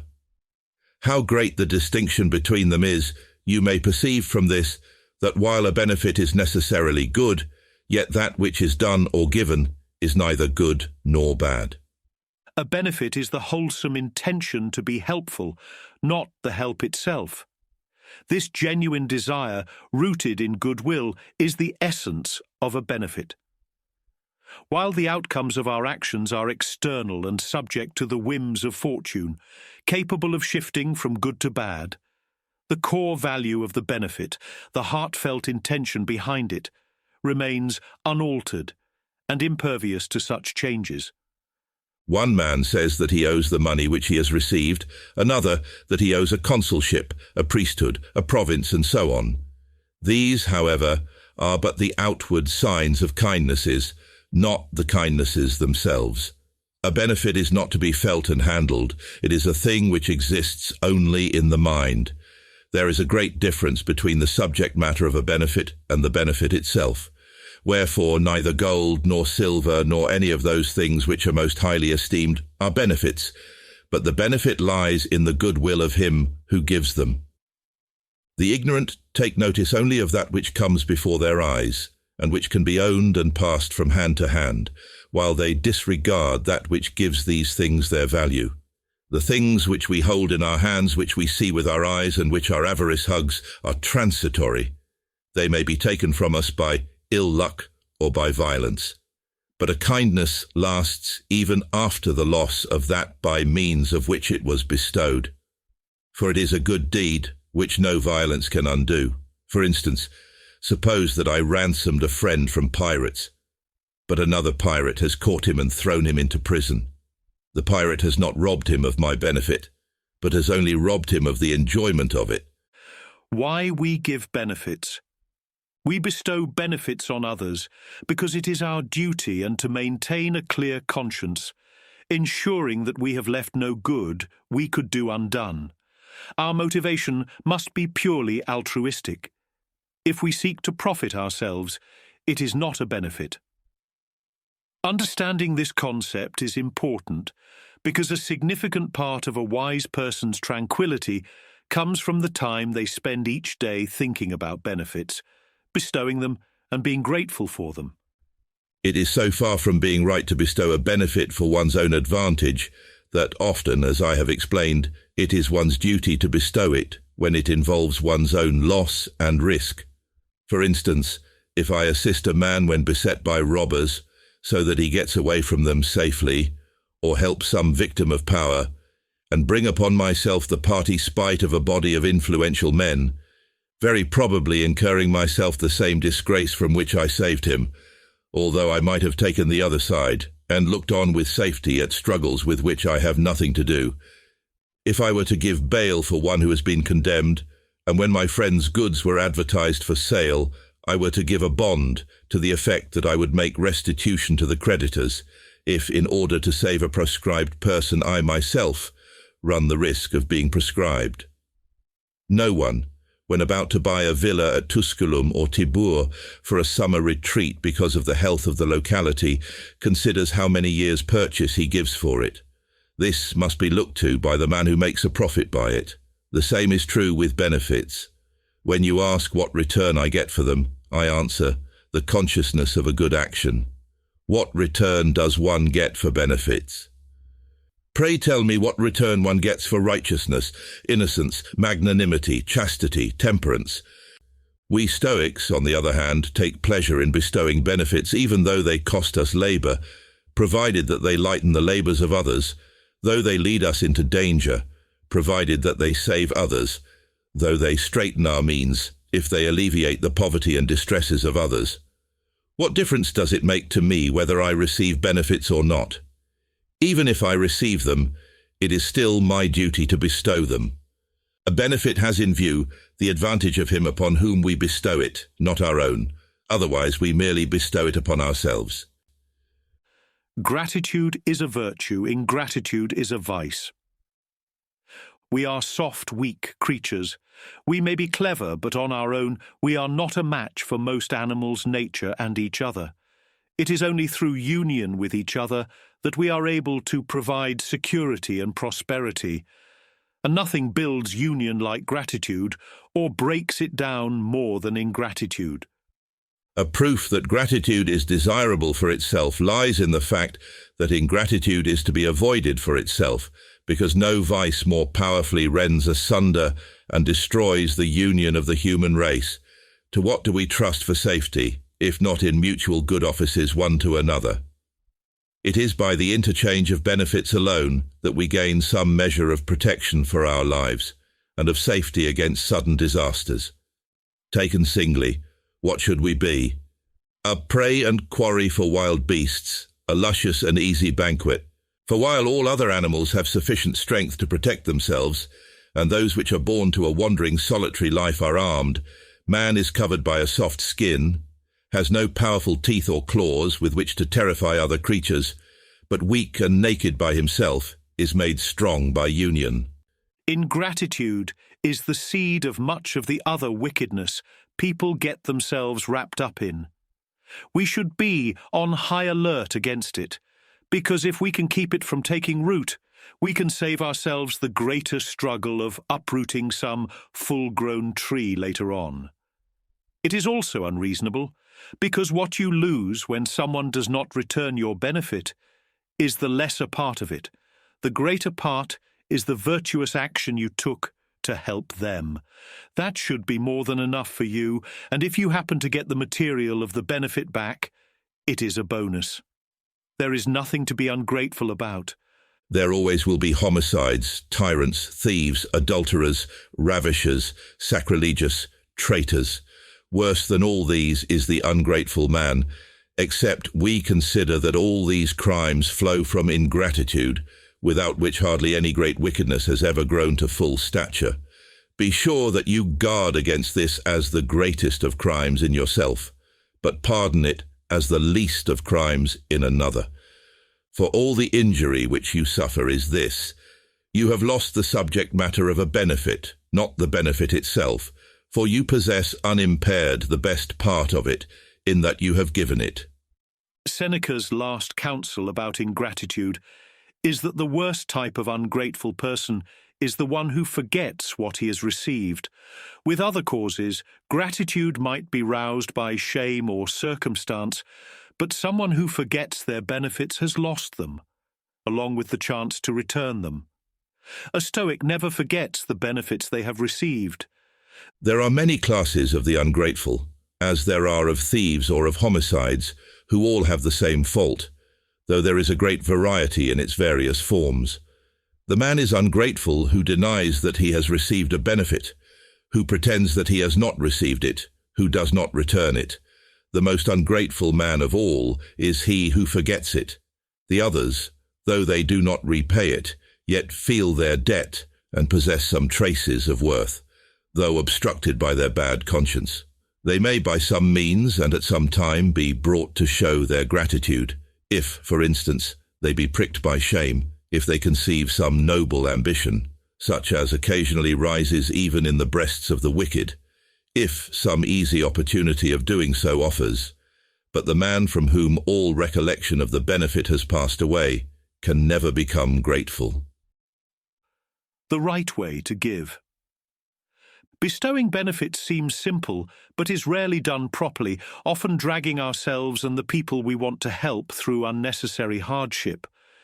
We rarely give what we should, and often ruin our gifts with the way we give them or deal with them after they have been given. It is a cause for pity for the whole human race that being helpful is so difficult. Lucky for us, Seneca has a lot of advice for us on this topic. First off, how should we choose people to bestow benefits on? We should prefer people who are likely to be grateful for them over people who are likely to pay them back. We should value people by their hearts alone. In choosing a fit person, I shall not, as you expect, pay the least attention to whether I am likely to get any return from him, for I choose one who will be grateful, not one who will return my goodness. And it often happens that the man who makes no return is grateful, while he who returns a benefit is ungrateful for it. I value men by their hearts alone, and therefore I shall pass over a rich man if he be unworthy, and give to a good man though he be poor. For he will be grateful however destitute he may be, since whatever he may lose, his heart will still be left him. What should we give? First what is necessary, then what is useful, then what is pleasant. The next point to be defined is what kind of benefits are to be given, and in what manner. First let us give what is necessary, next what is useful, and then what is pleasant, provided that they be lasting. We must begin with what is necessary, for those things which support life affect the mind very differently from those which adorn and improve it. Only give meaningful gifts that are desirable to the receiver. Think about what they need, not what you want to give. Do not give useless gifts or ones that could offend the receiver.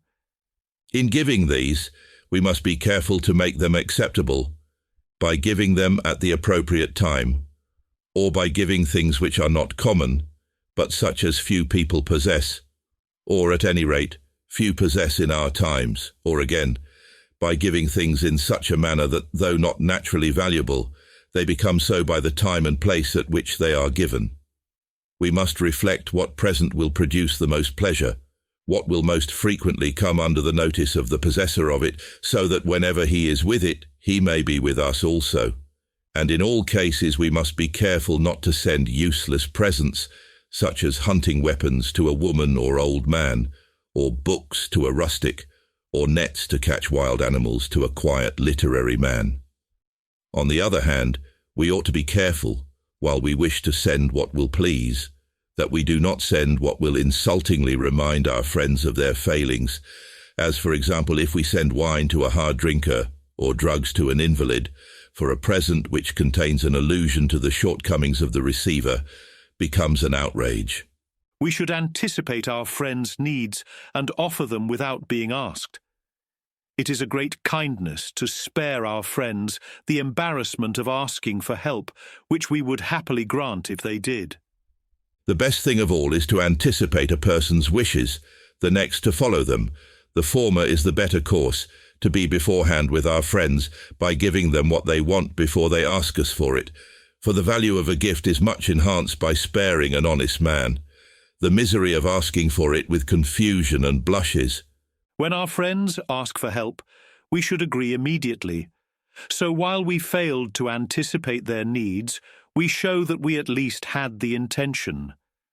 If we do not succeed in anticipating our friends, let us at any rate cut them short when they ask us for anything, so that we may appear to be reminded of what we meant to do, rather than to have been asked to do it. Let us assent at once, and by our promptness make it appear that we meant to do so even before we were solicited. We ought to give a benefit in the way which makes it most useful to the receiver.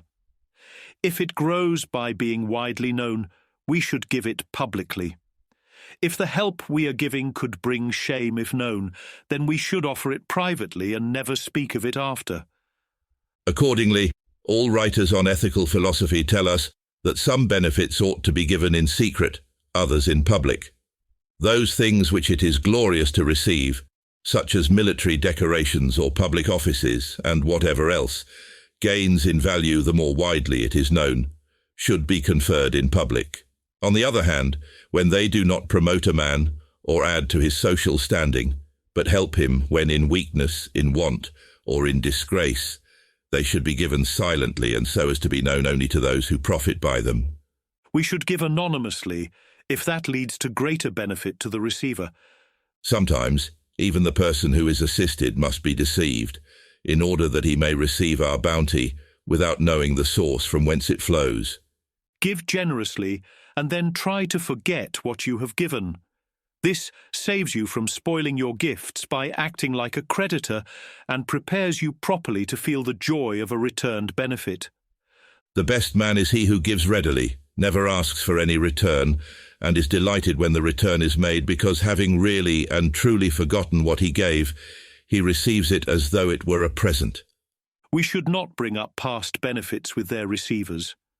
The best way to remind a person to be grateful is to give them something new to feel grateful for.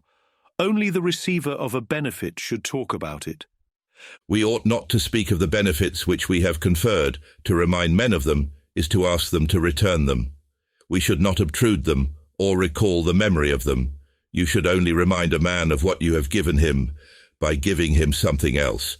We ought not even to tell others of our good deeds.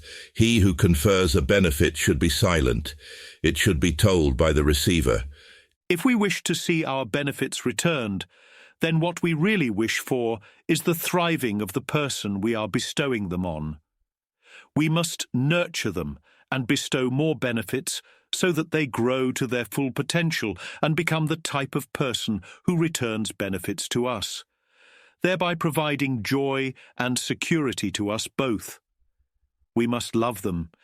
If the farmer ceases his labours after he has put in the seed, he will lose what he has sown.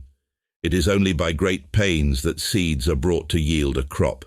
No plant will bear fruit unless it be tended with equal care from first to last, and the same rule is true of benefits. Can any benefits be greater than those which children receive from their parents? Yet these benefits are useless if they be deserted while young, if the pious care of the parents does not for a long time watch over the gift which they have bestowed.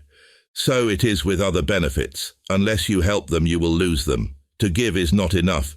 You must foster what you have given. If you wish those whom you lay under an obligation to be grateful to you, you must not merely confer benefits upon them, but you must also love them. Do not give things which hurt the receiver or lead them down a bad path, even if they ask for them. It is your responsibility to think through the consequences of your benefit and make sure they do not let your friends bring evil upon themselves. Even if they beg or become angry or curse you, if you love them, you will benefit them by rejecting their request and bearing the consequences. It is not love, but hatred to do otherwise. We ought to look at the end of our benefits as well as the beginning, and not merely to give what men are glad to receive, but what they will hereafter be glad to have received.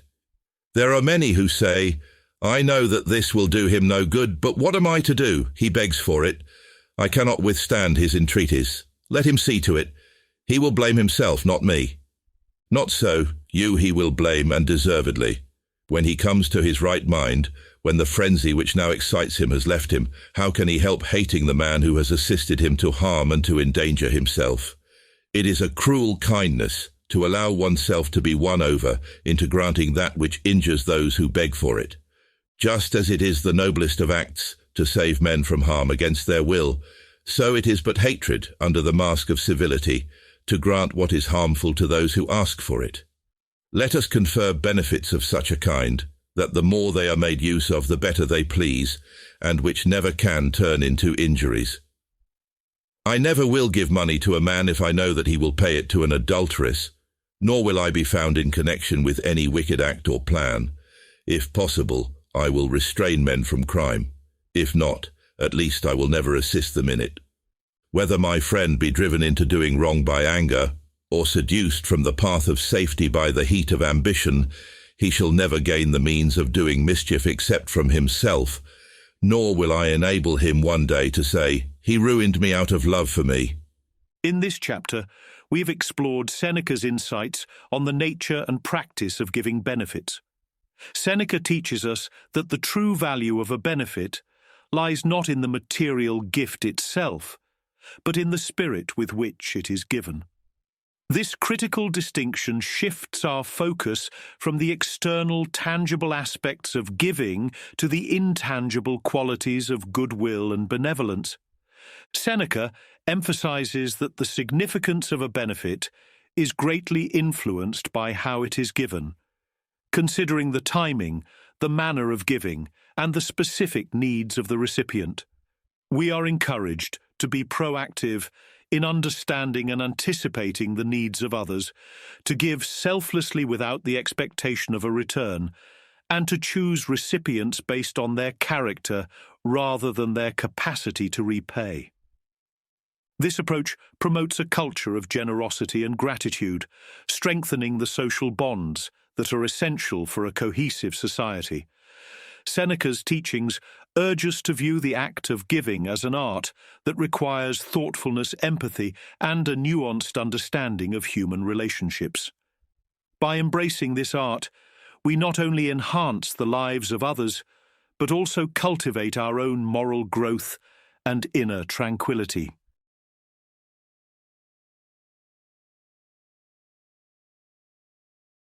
Chapter 7. The Right Way to Receive and Return. Having covered the details of why and how to bestow benefits, our next step is to explore the equally important skills of receiving and reciprocating them.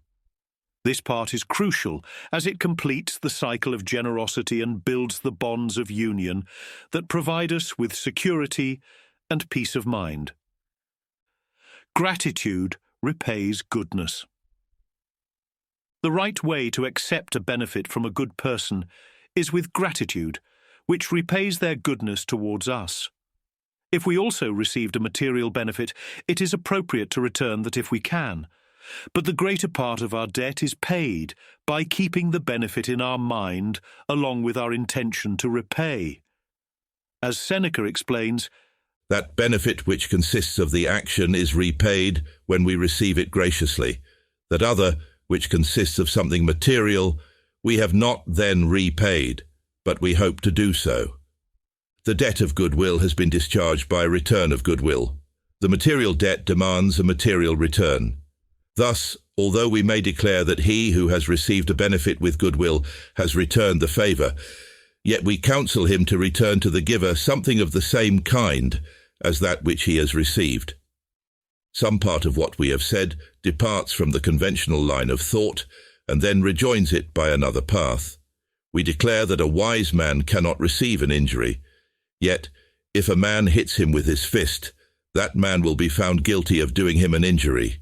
We declare that a fool can possess nothing, yet if a man stole anything from a fool, we should find that man guilty of theft. We declare that all men are mad, yet we do not dose all men with hellebore, but we put into the hands of these very persons, whom we call madmen, both the right of voting and of pronouncing judgment.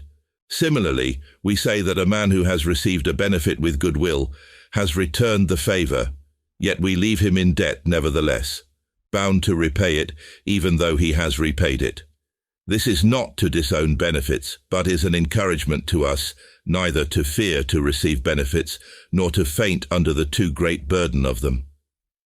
Good things have been given to me. I have been preserved from starving. I have been saved from the misery of abject poverty. My life, and what is dearer than life, my liberty, has been preserved. How shall I be able to repay these favours? When will the day come upon which I can prove my gratitude to him? When a man speaks thus, the day has already come. Receive a benefit, embrace it, rejoice, not that you have received it, but that you have to owe it and return it. Then you will never be in peril of the great sin of being rendered ungrateful by mischance. To give and receive are both noble, but to owe is the more difficult part. We ought to bear it happily, though, and cherish the benefits we received, returning them only at the right time. To do so hastily shows us to be too eager to free ourselves of our friendly obligation, as being too slow shows a lack of value for it.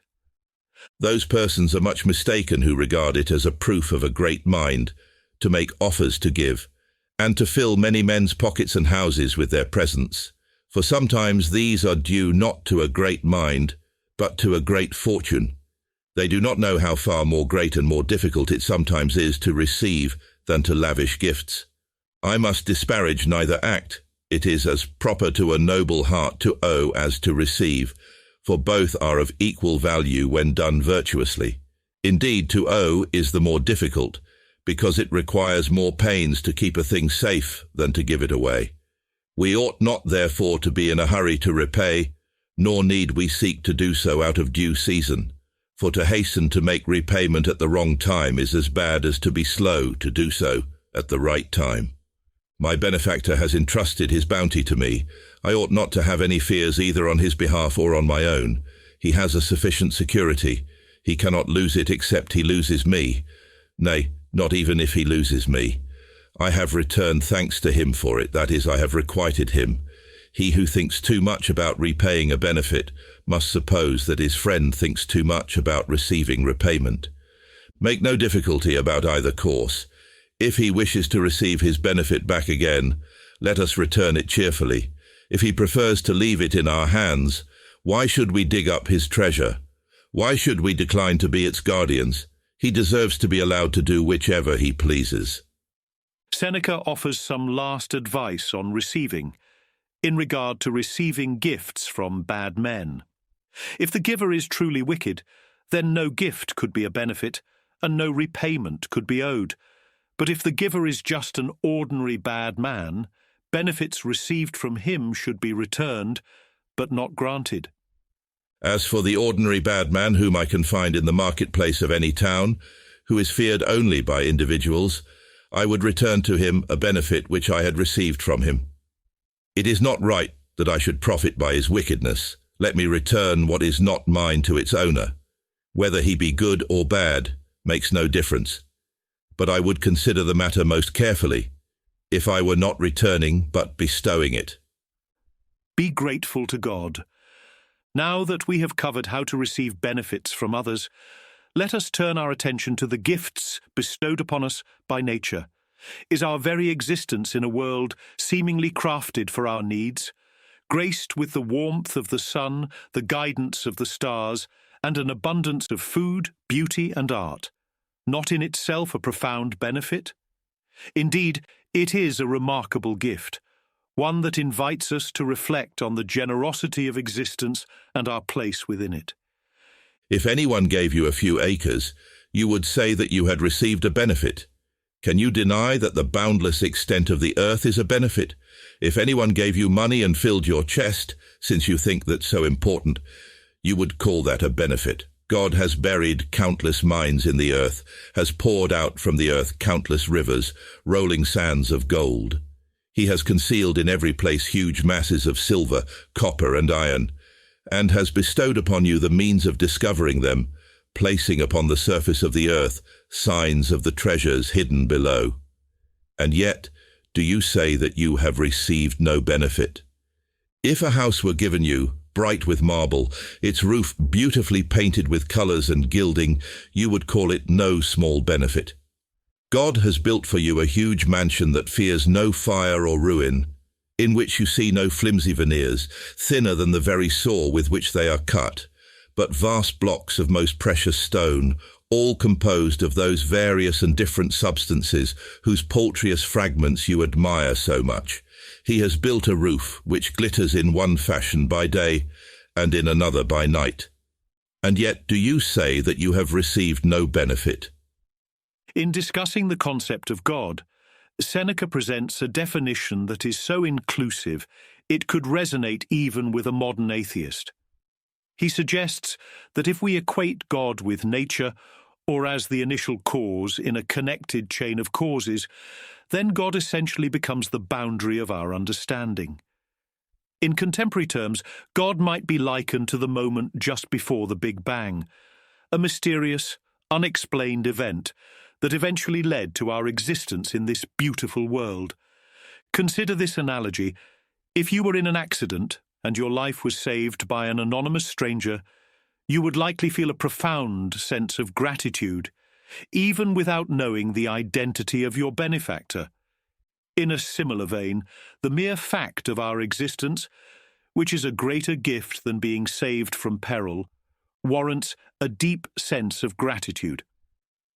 The wise person should respond to the gift of existence as they would to any anonymous benefit, with heartfelt appreciation and by cherishing the gift itself. This approach fosters a sense of connectedness and gratitude towards the larger forces at play in the universe, regardless of our ability to fully comprehend or identify them. Nature, says my opponent, gives me all this. Do you not perceive when you say this that you merely speak of God under another name? For what is nature but God and divine reason, which pervades the universe and all its parts? You may address the author of our world by as many different titles as you please.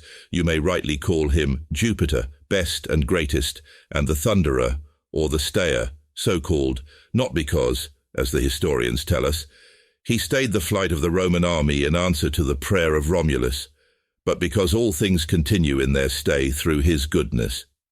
If you were to call this same personage Fate, you would not lie.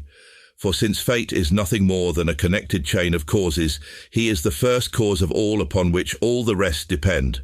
You will also be right in applying to him any names that you please, which express supernatural strength and power. He may have as many titles as he has attributes. How to deal with ingratitude.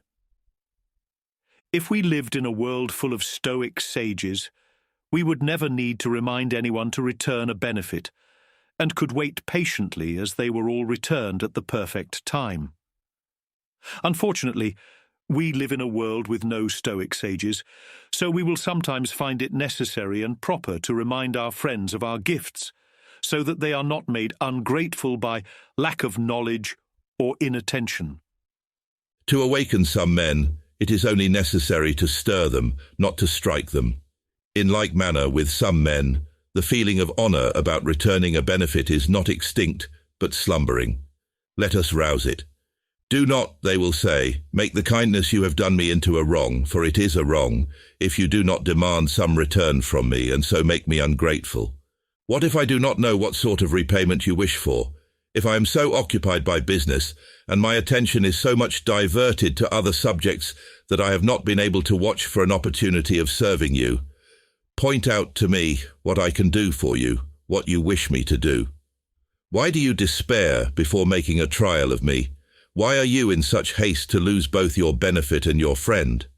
How can you tell whether I do not wish or whether I do not know how to repay you? Whether it be in intention or in opportunity that I am wanting, make a trial of me. I would therefore remind him of what I had done, without bitterness, not in public or in a reproachful manner, but so that he may think that he himself has remembered it, rather than that it has been recalled to him.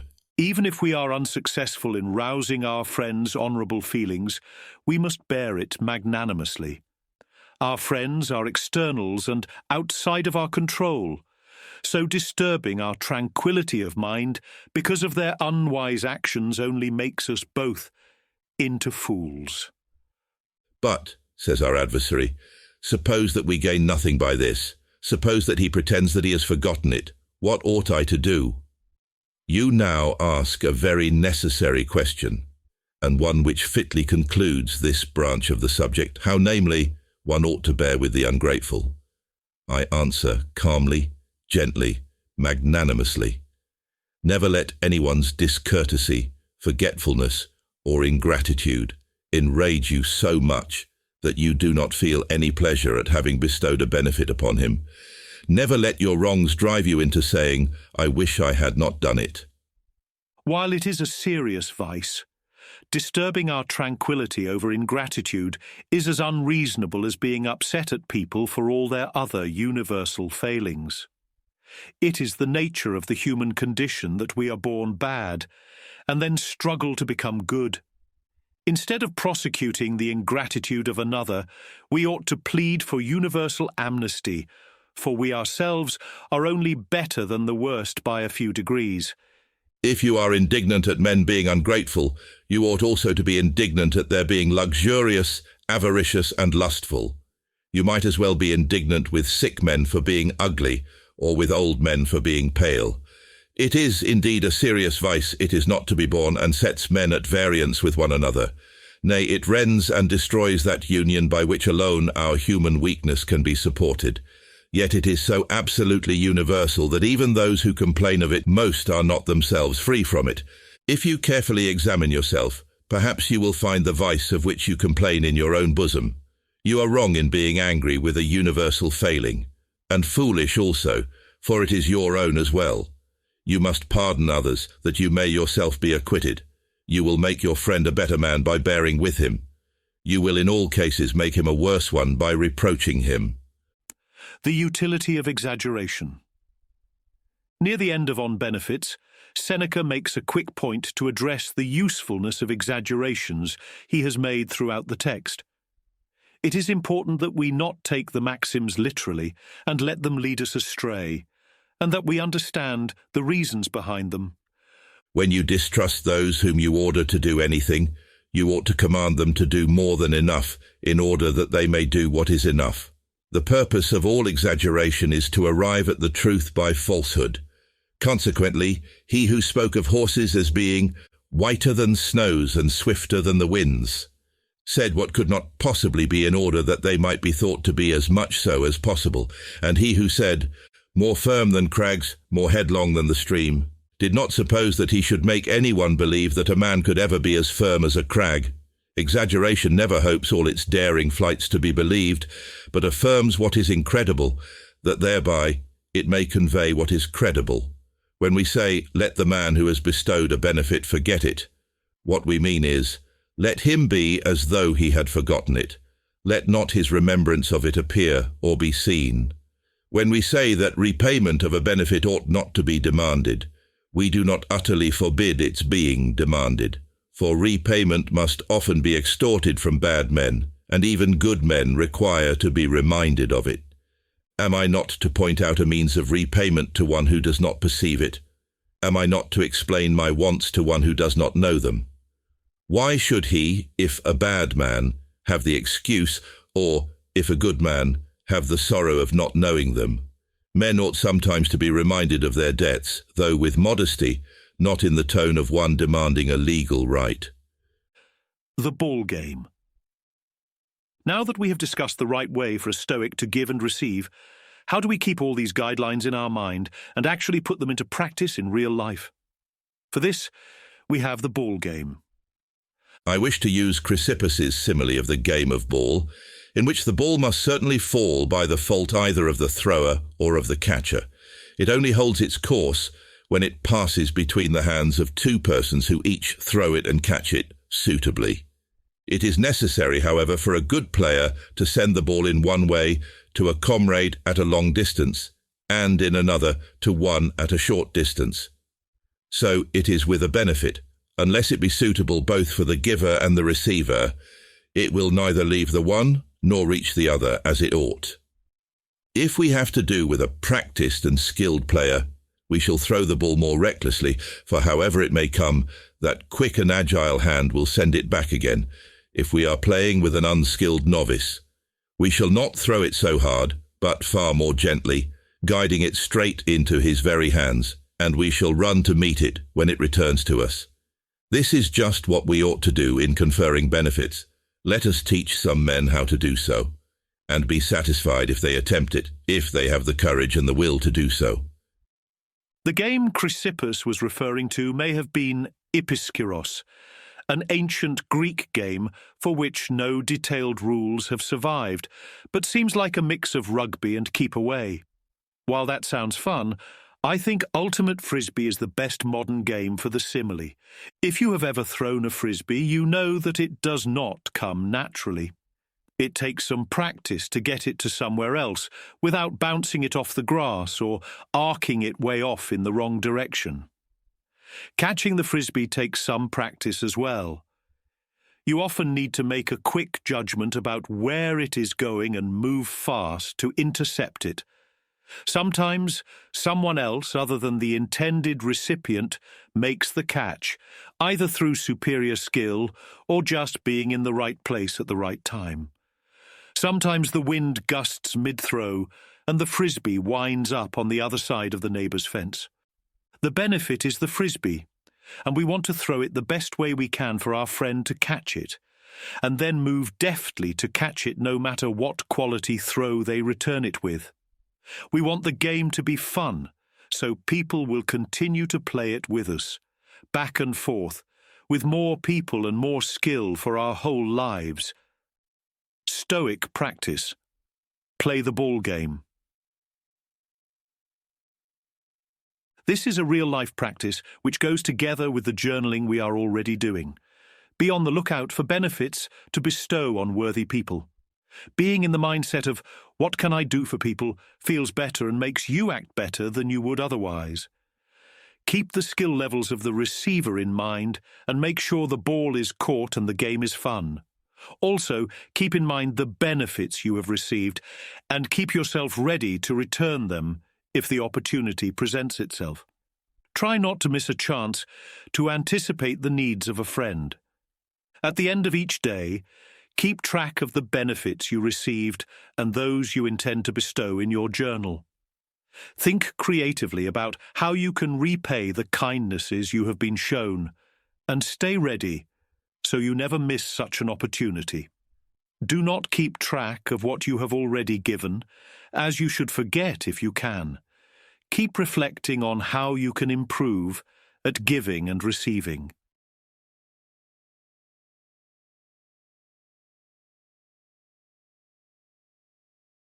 Chapter 8. On the shortness of life. I need a stout heart to hear without flinching this din of battle which sounds roundabout, and all would rightly think me mad if, when greybeards and women were heaping up rocks for the fortifications, when the armour-clad youths inside the gates were awaiting, or even demanding, the order for a sally, when the spears of the foe men were quivering in our gates, and the very ground was rocking with mines and subterranean passages. I say, they would rightly think me mad if I were to sit idle, putting such petty poses as this. What you have not lost, you have. But you have not lost any horns.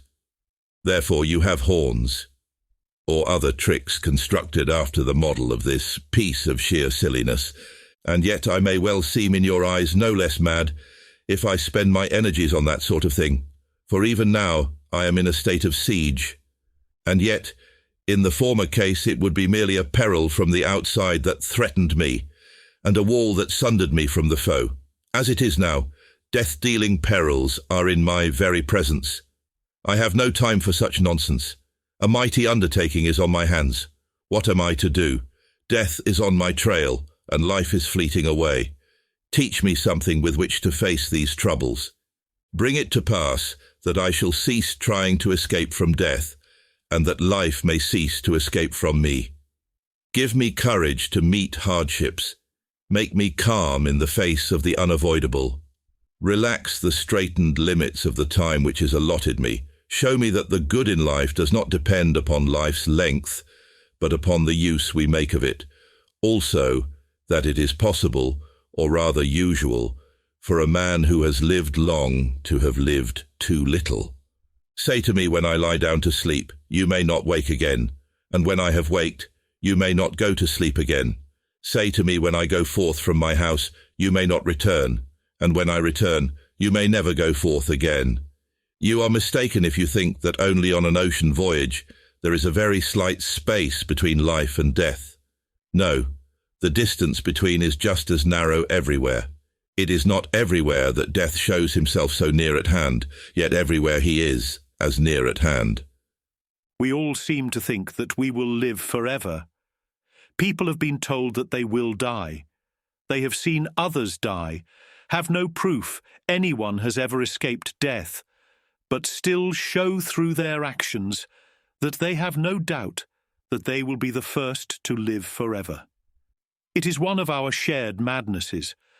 We do this because we fear death, even though it is an external and as natural an event as birth. We did not fear birth because we were nothing before being born. We should not fear death because we become nothing after we die. Why should we fear something which puts us beyond the reach of any harm or any need? We fear death because we have not yet learned how to live properly. Once we do, we will realize that how we live, not for how long we live, is what truly matters. We make our lives long or short by how we use our time. A life of limited years spent wisely, possessing tranquility of mind, living in accordance with nature, is infinitely preferable to a long one wasted by a fool. We must realize this and start out for the good life with all haste. We must set out at this very moment.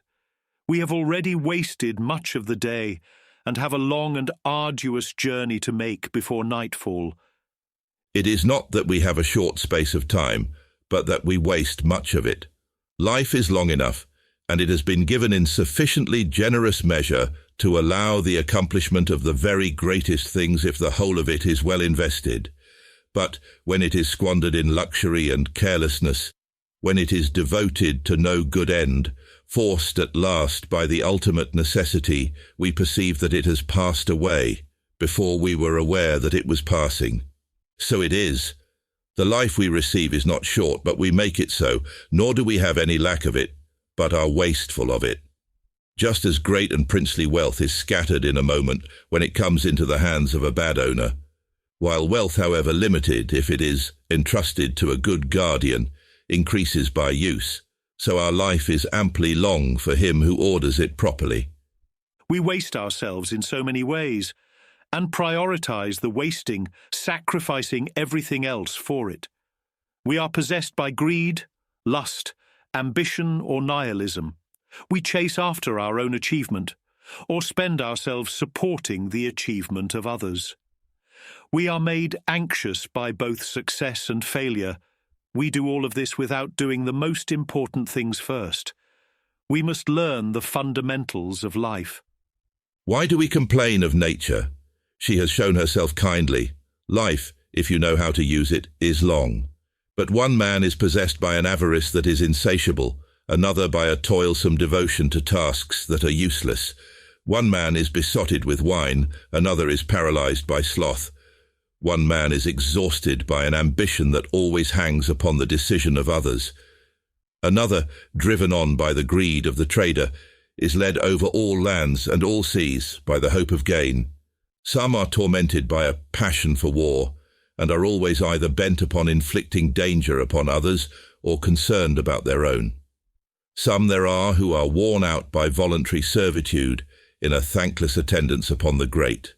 Many are kept busy either in the pursuit of other men's fortune or in complaining of their own. Many, following no fixed aim, shifting and inconstant and dissatisfied, are plunged by their fickleness into plans that are ever new. Some have no fixed principle by which to direct their course, but fate takes them unawares while they loll and yawn. So surely does it happen that I cannot doubt the truth of that utterance which the greatest of poets delivered with all the seeming of an oracle. The part of life we really live is small. We waste our lives because we are confused about what is actually valuable. We value money and land, which are worthless, but waste time, which is the only thing we own. Land and money come and go with the whim of fortune, but time can never be regained when lost or repaid when given. We are prone to so freely dispose of our time that even those who live 100 years will have wasted almost every day and every hour of it.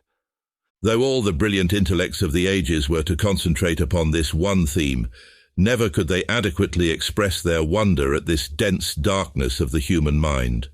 Men do not suffer anyone to seize their estates, and they rush to stones and arms, if there is even the slightest dispute about the limit of their lands, yet they allow others to trespass upon their life. Nay, they themselves even lead in those who will eventually possess it. No one is to be found who is willing to distribute his money, yet among how many does each one of us distribute his life? In guarding their fortune, men are often close-fisted, yet, when it comes to the matter of wasting time, in the case of the one thing in which it is right to be miserly, they show themselves most prodigal. And so I should like to lay hold upon someone from the company of older men and say, I see that you have reached the farthest limit of human life. You are pressing hard upon your 100th year, or are even beyond it. Come now, recall your life and make a reckoning. Consider how much of your time was taken up with a moneylender, how much with a mistress, how much with a patron, how much with a client, how much in wrangling with your wife, how much in punishing your slaves, how much in rushing about the city on social duties. Add the diseases which we have caused by our own acts. Add, too, the time that has lain idle and unused. You will see that you have fewer years to your credit than you count. Look back in memory and consider when you ever had a fixed plan, how few days have passed as you had intended, when you were ever at your own disposal, when your face ever wore its natural expression, when your mind was ever unperturbed. What work you have achieved in so long a life? How many have robbed you of life when you were not aware of what you were losing? How much was taken up in useless sorrow, in foolish joy, in greedy desire, in the allurements of society? How little of yourself was left to you? You will perceive that you are dying before your season. What should we spend our precious time on then? On learning to live and learning to die. What does that look like in practice? Commit to becoming wise and learning philosophy. Spend your time with the wise who will teach you, not distracting yourself with politics or social media or porn. Detach yourself from the parts of life that do not matter, and replace them with the things that matter the most. Do philosophy first. Make it your priority, for without it, you have little hope of doing the rest of your life properly. We are far behind in our studies, and our final exam could be at any moment. Luckily for us, fortune has chosen to make all the wisdom of the ages available to us, and given us many wise people to take as teachers, if only we get our priorities straight. Of all men, they alone are at leisure who take time for philosophy. They alone really live. For they are not content to be good guardians of their own lifetime only.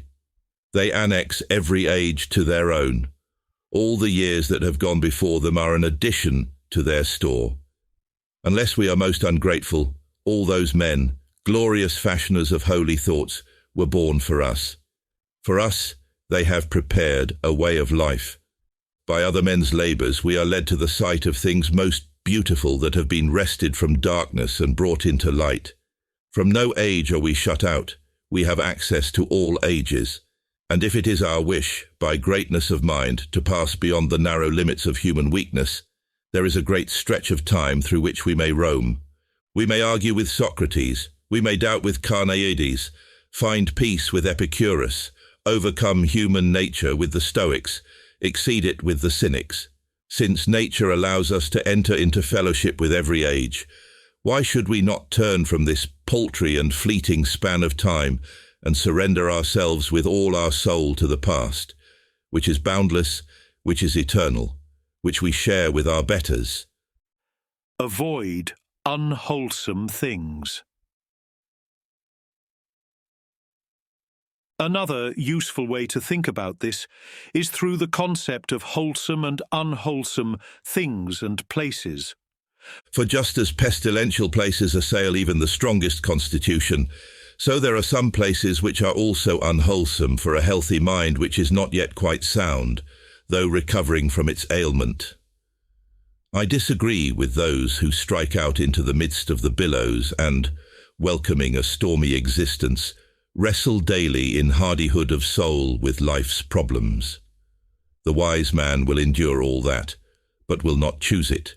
He will prefer to be at peace rather than at war.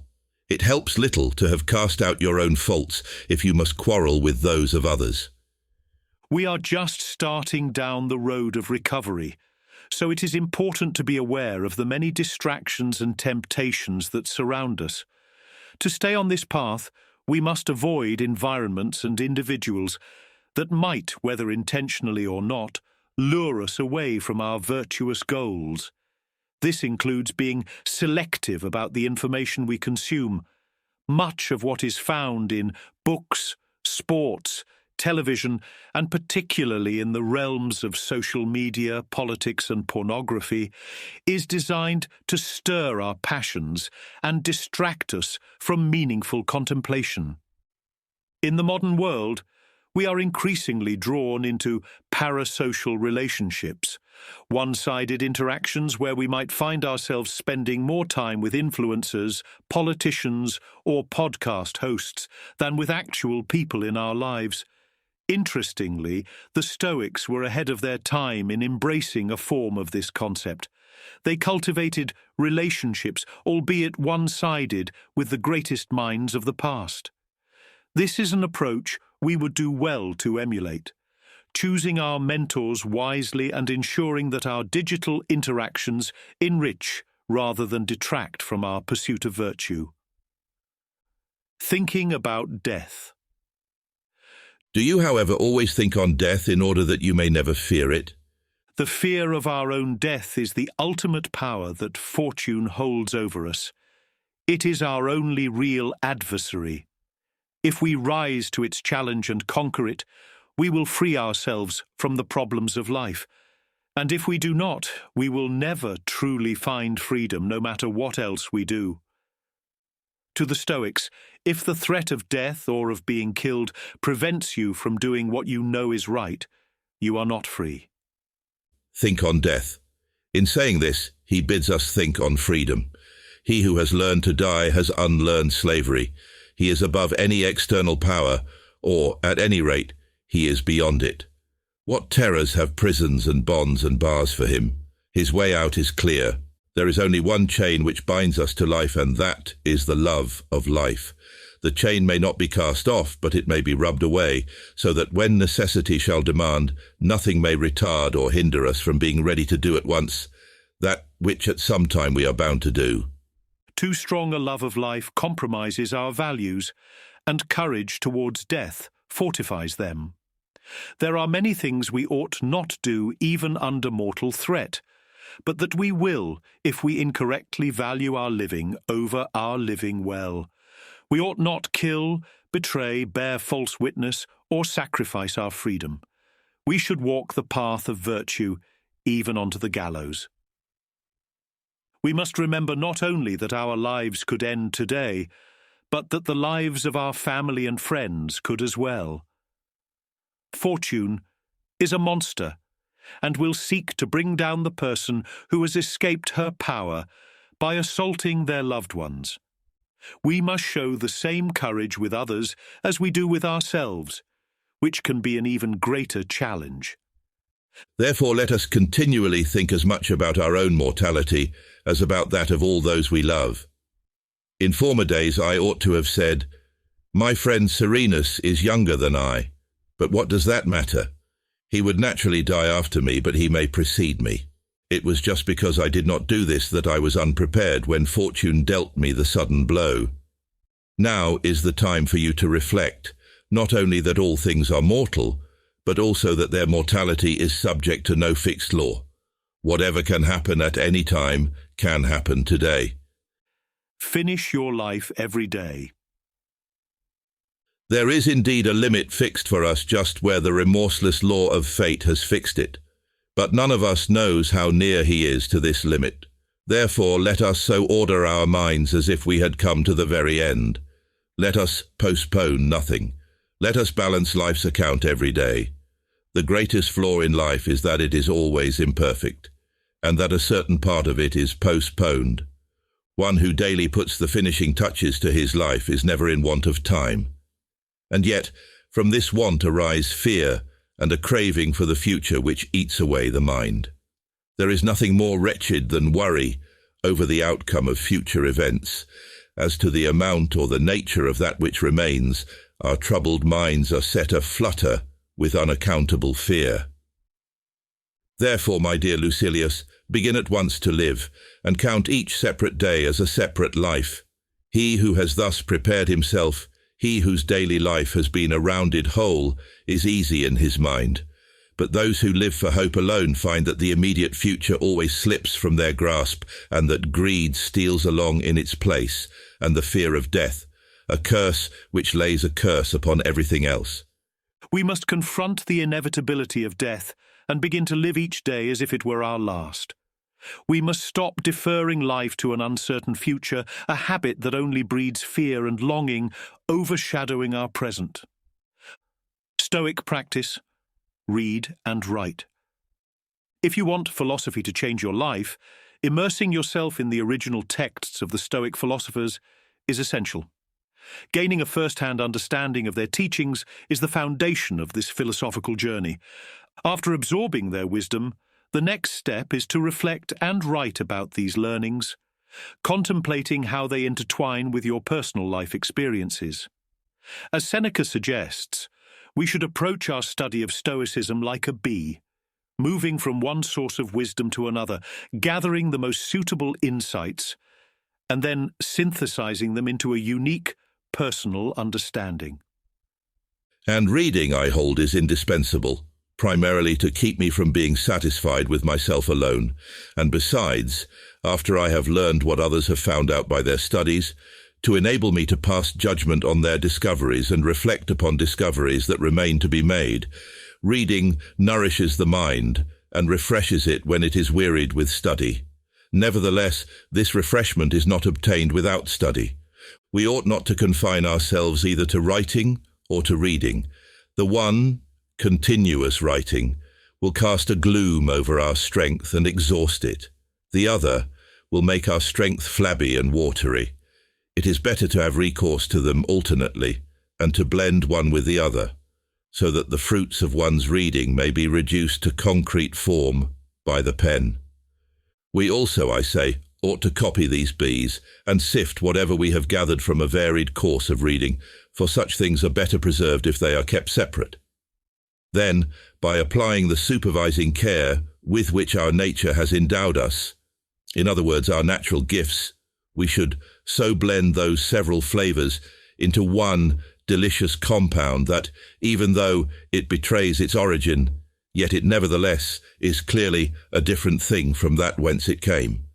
This is what we see nature doing in our own bodies, without any labor on our part. So it is with the food which nourishes our higher nature. We should see to it that whatever we have absorbed should not be allowed to remain unchanged, or it will be no part of us. We must digest it. Otherwise it will merely enter the memory and not the reasoning power. To truly benefit from Stoicism, it is not enough to merely understand its philosophy. We must integrate it deeply into our thought processes. This requires a two-pronged approach, reading and writing. Begin by nourishing your mind with the writings of the great Stoic thinkers. Then engage in reflective writing, integrating their philosophies with your personal experiences. A recommended reading sequence would be to start with Seneca's Letters from a Stoic. Then progress to his other essays, along with Epictetus's Discourses and the Enchiridion, culminating with Marcus Aurelius's Meditations. This progression is designed to build a solid foundation in Stoic principles, starting with the more accessible texts and gradually moving to the more complex and esoteric works.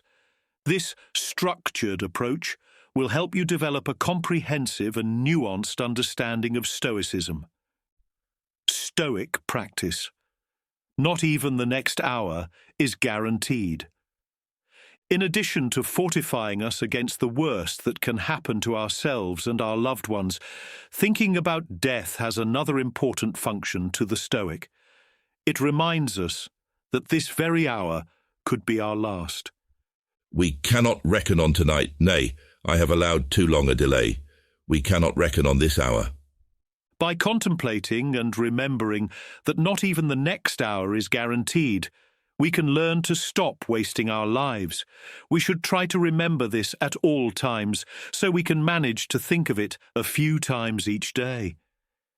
The things we are doing at this moment could be some of the last things we ever do. Make sure you spend these moments well. Do not waste them distracted by something unimportant or frustrated about something outside your control. Practice philosophy now. Be wise and good and kind now. Possess tranquility of mind now. Try to make this last hour the most virtuously beautiful hour of your life, and then, if fortune sees fit to lend you another, try to live that one even better. That is how a Stoic builds the best life possible. Focusing on the next hour rather than a longer period of time is vital, because its brevity compels us to apply the dichotomy of control in this moment, concentrating solely on what lies within our power here and now. Longer intervals like a month, a week, or even a day offer too much leeway. In such a short span as an hour, we do not have the luxury to organize our affairs, express our deepest feelings to loved ones, or indulge in bucket list fantasies. Our only option is to practice wisdom, justice, temperance, and courage in our current situation, with the people around us, and in our thoughts right now. This is how a Stoic lives every hour well.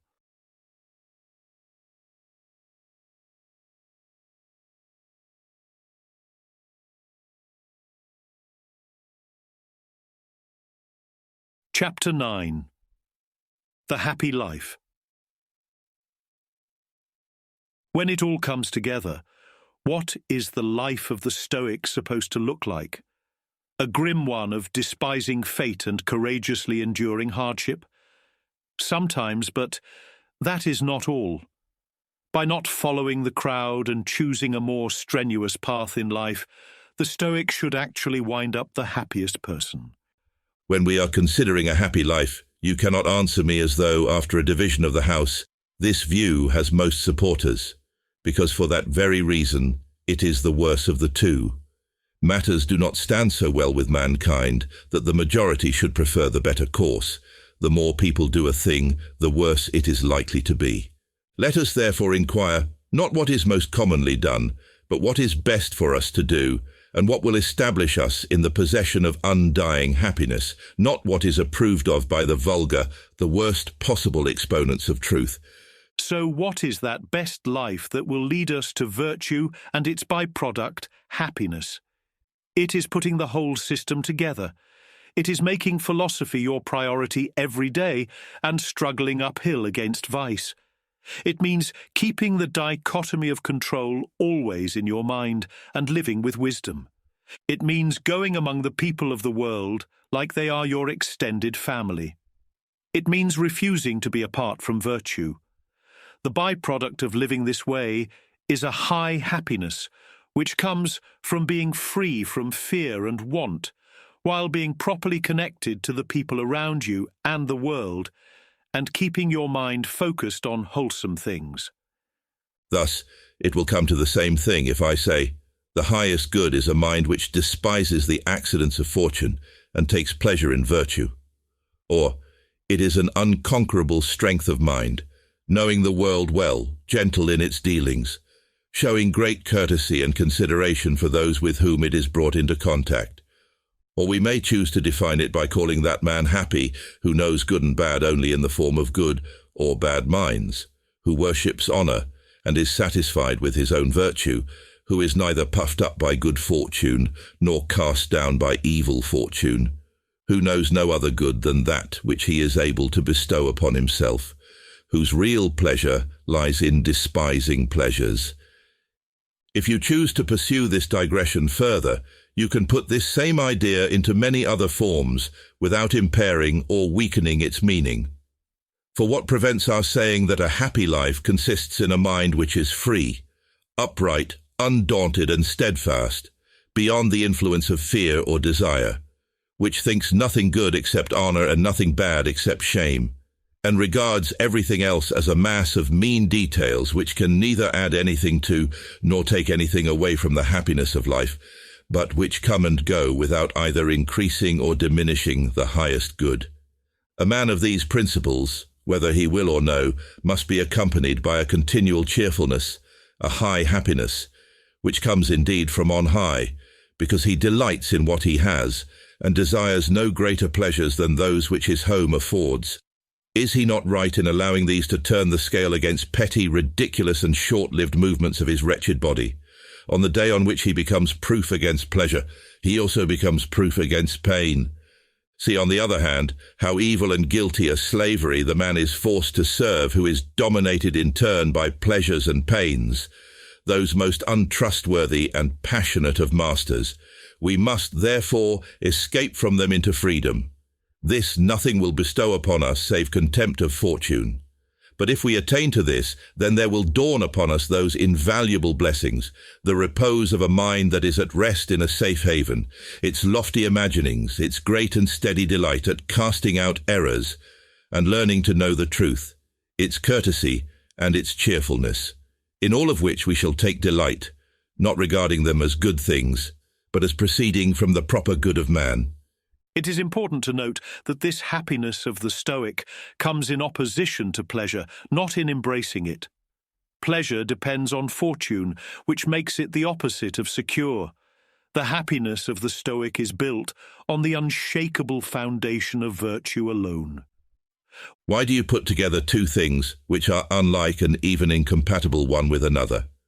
Virtue is a lofty quality, sublime, royal, unconquerable, untiring. Pleasure is low, slavish, weakly, perishable. Its haunts and homes are the brothel and the tavern. You will meet virtue in the temple, the marketplace, the Senate house, manning the walls, covered with dust, sunburnt, horny-handed. You will find pleasure skulking out of sight, seeking for shady nooks at the public baths, hot chambers and places which dread the visits of the aedile, soft, effeminate, reeking of wine and perfumes, pale or perhaps painted and made up with cosmetics.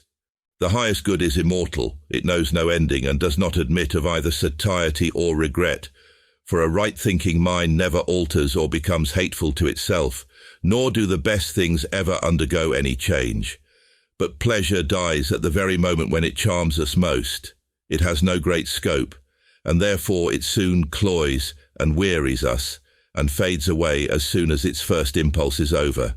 Indeed, we cannot depend upon anything whose nature is to change. The Stoic does not practice philosophy to obtain happiness, but to pursue virtue alone. She is a jealous lover who will not permit rivals for her affection. Happiness comes as a byproduct of virtue, as a blessing bestowed upon those who gain her favor. It only works in that direction. The intentions of the practitioner are of crucial importance here, so it cannot be faked or obtained through shortcuts. You will be happy, but only after you become good. If you try to pursue happiness itself, you will neither be happy nor good. But, says our adversary, you yourself only practice virtue because you hope to obtain some pleasure from it. In the first place, even though virtue may afford us pleasure, still we do not seek after her on that account, for she does not bestow this but bestows this to boot. Nor is this the end for which she labours, but her labour wins this also, although it be directed to another end. As in a tilled field when ploughed for corn, some flowers are found amongst it, and yet, though these posies may charm the eye, all this labour was not spent in order to produce them. The man who sowed the field had another object in view. He gained this over and above it. So pleasure is not the reward or the cause of virtue, but comes in addition to it. Nor do we choose virtue because she gives us pleasure, but she gives us pleasure also if we choose her. The highest good lies in the act of choosing her, and in the attitude of the noblest minds, which when once it has fulfilled its function and established itself within its own limits, has attained to the highest good and needs nothing more. For there is nothing outside of the whole any more than there is anything beyond the end. You are mistaken, therefore, when you ask me what it is on account of which I seek after virtue, for you are seeking for something above the highest. Do you ask what I seek from virtue? I answer herself, for she has nothing better. She is her own reward. Does this not appear great enough when I tell you that the highest good is an unyielding strength of mind, wisdom, magnanimity, sound judgment, freedom, harmony, beauty? Do you still ask me for something greater, of which these may be regarded as the attributes? Why do you talk of pleasures to me? I am seeking to find what is good for man, not for his belly. Why, cattle and whales have larger ones than he. How to deal with critics. Seneca takes some time to prepare us for the pushback we will face once we start down this different path. To become good, one must necessarily live in hypocrisy at the start, knowing how one should live without actually being able to live that way, which is likely to draw the bitter attention of those who will be threatened by your desire to improve. Bad men want no one to be good. You talk one way, objects our adversary, and live another. You most spiteful of creatures, you who always show the bitterest hatred to the best of men. This reproach was flung at Plato, at Epicurus, at Zeno. For all these declared how they ought to live, not how they did live. I speak of virtue, not of myself, and when I blame vices, I blame my own first of all. When I have the power, I shall live as I ought to do.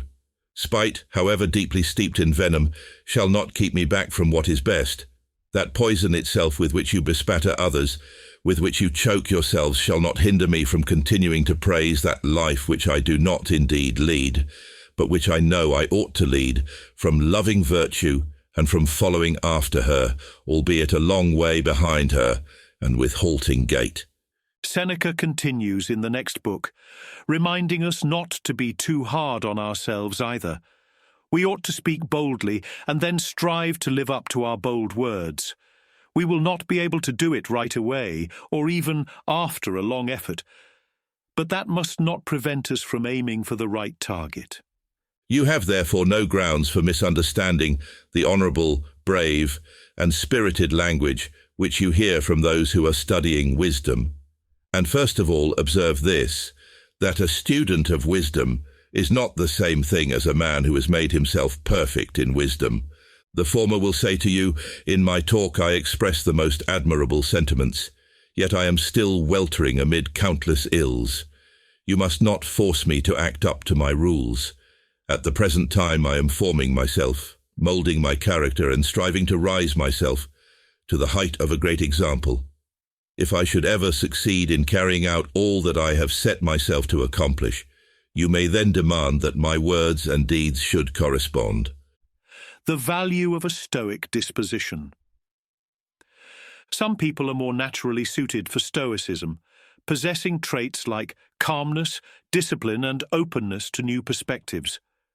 These qualities can certainly smooth the path towards wisdom. However, it is important to recognize that Stoicism is a journey accessible to all, regardless of one's natural disposition. The road to tranquility might be more challenging for some, but it remains a journey with the same destination for everyone: peace of mind. Suppose that two buildings have been erected, unlike as to their foundations, but equal in height and in grandeur. One is built on faultless ground, and the process of erection goes right ahead. In the other case, the foundations have exhausted the building materials, for they have been sunk into soft and shifting ground, and much labour has been wasted in reaching the solid rock. As one looks at both of them, one sees clearly what progress the former has made, but the larger and more difficult part of the latter is hidden.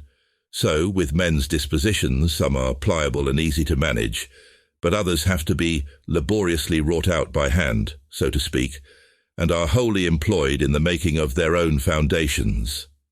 I should accordingly deem more fortunate the man who has never had any trouble with himself. But the other, I feel, has deserved better of himself, who has won a victory over the meanness of his own nature, and has not gently led himself, but has wrestled his way to wisdom. Historically, many esteemed Stoic figures were not innately virtuous. Cato, for instance, was a drinker. George Washington battled a fiery temper. Seneca himself was one of the most ambitious men in Rome. The value lies not in the absence of personal flaws, but in the relentless effort to overcome them. This struggle against our inherent imperfections only magnifies the nobility of our achievements in Stoicism. Therefore, we should embrace the effort required to fortify our philosophical foundations with pride, not shame.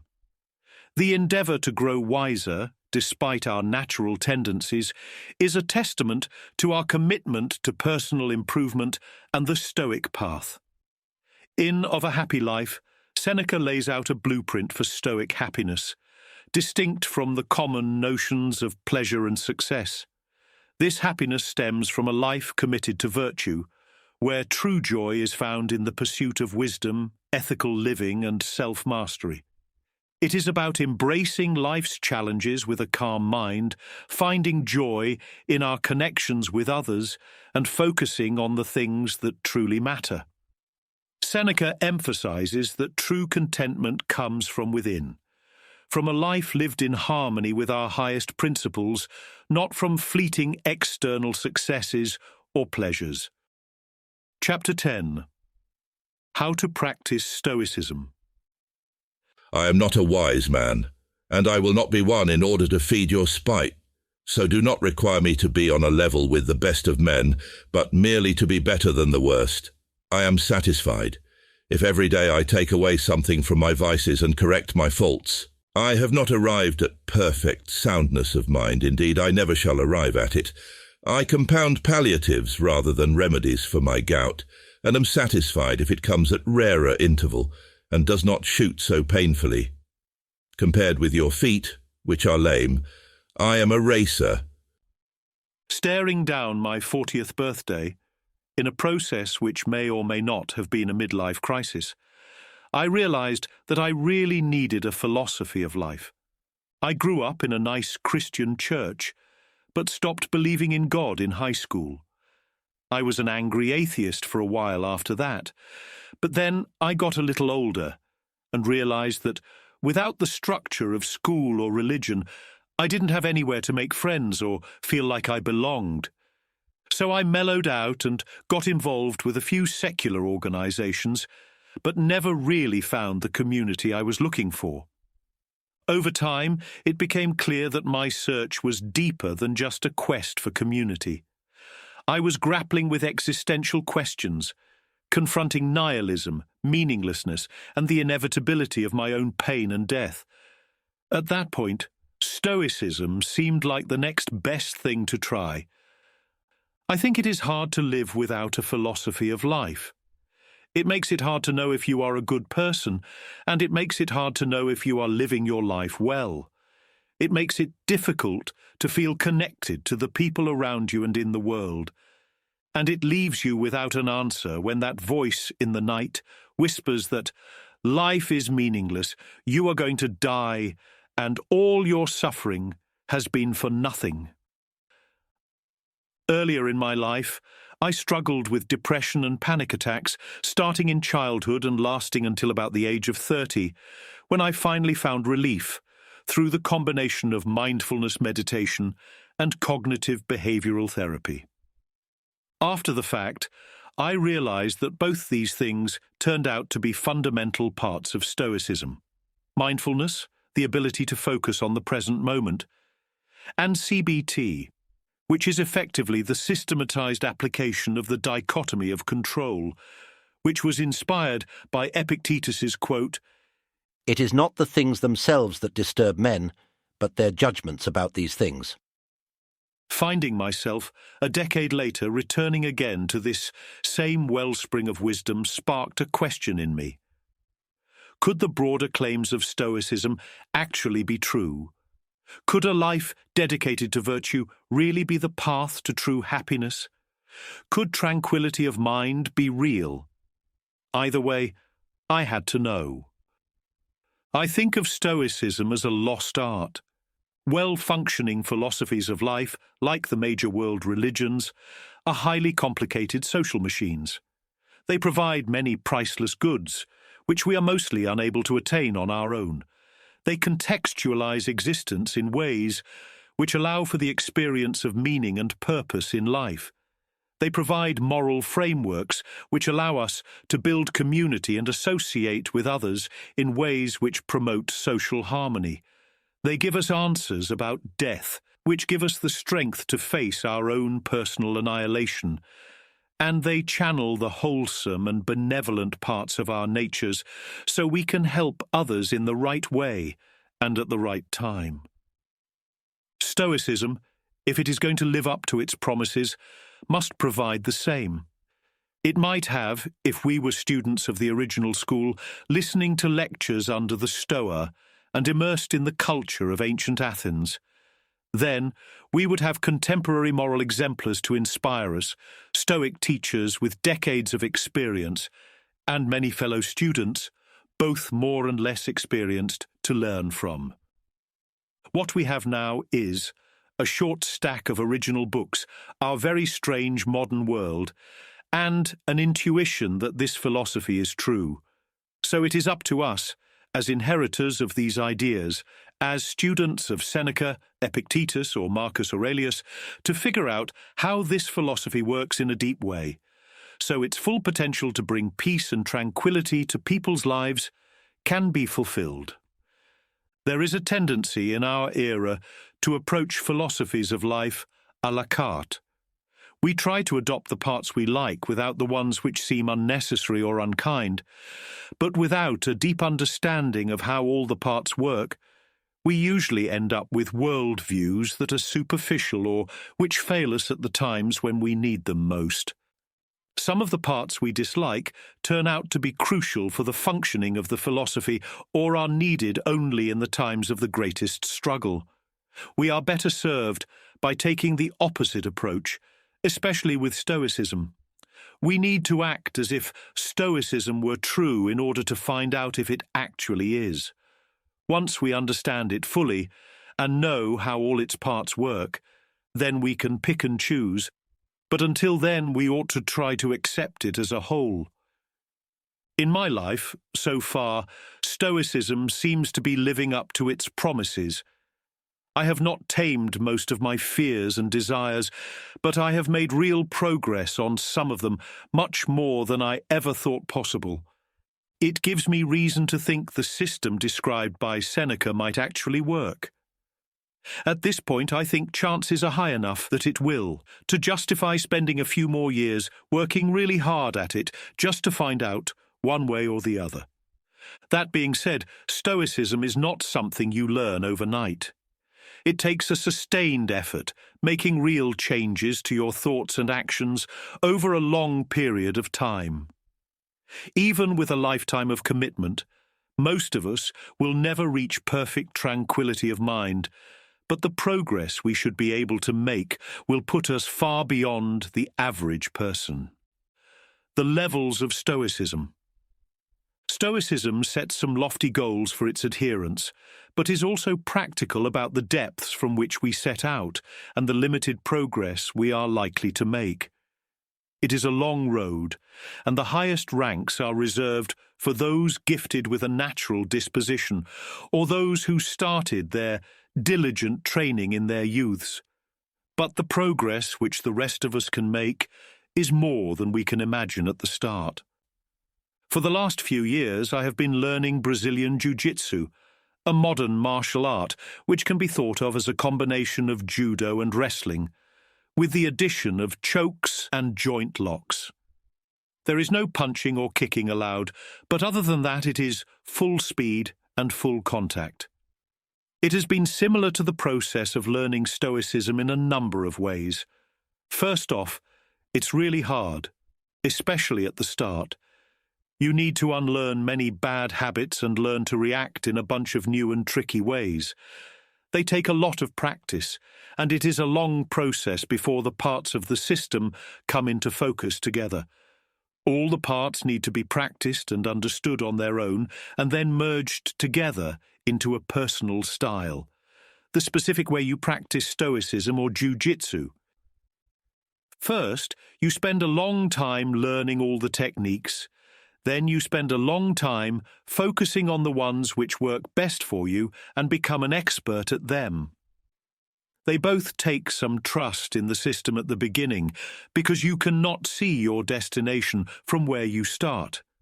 You might not even be able to see the first rest stop. Also with both, it takes considerable time and effort before you even realize how bad you are, and you need to learn how to suck for a long time before you get any good. Both get rewarding and fun in their own way after that, though. There is a saying in Jiu-Jitsu that you spend the first year learning to win 99% of the fights, and the next 20 years training to win the last 1%, which fits Stoicism well if you think of that last 1% as your own mortality. Brazilian Jiu-Jitsu also has a belt system, which indicates the wearer's skill level, which could easily work for Stoicism. Seneca outlines an equivalent system of 3 classes to rank those who have made some progress in their practice, but who have not yet achieved the level of Stoic sage. You reply, "What? Are there no degrees of happiness below your happy man? Is there a sheer descent immediately below wisdom? I think not. For though he who makes progress is still numbered with the fools, yet he is separated from them by a long interval. Among the very persons who are making progress, there are also great spaces intervening. They fall into three classes, as certain philosophers believe. First come those who have not yet attained wisdom, but have already gained a place nearby. Yet even that which is not far away is still outside. These, if you ask me, are men who have already laid aside all passions and vices, who have learned what things are to be embraced, but their assurance is not yet tested. They have not yet put their good into practice, yet from now on they cannot slip back into the faults which they have escaped. They have already arrived at a point from which there is no slipping back, but they are not yet aware of the fact.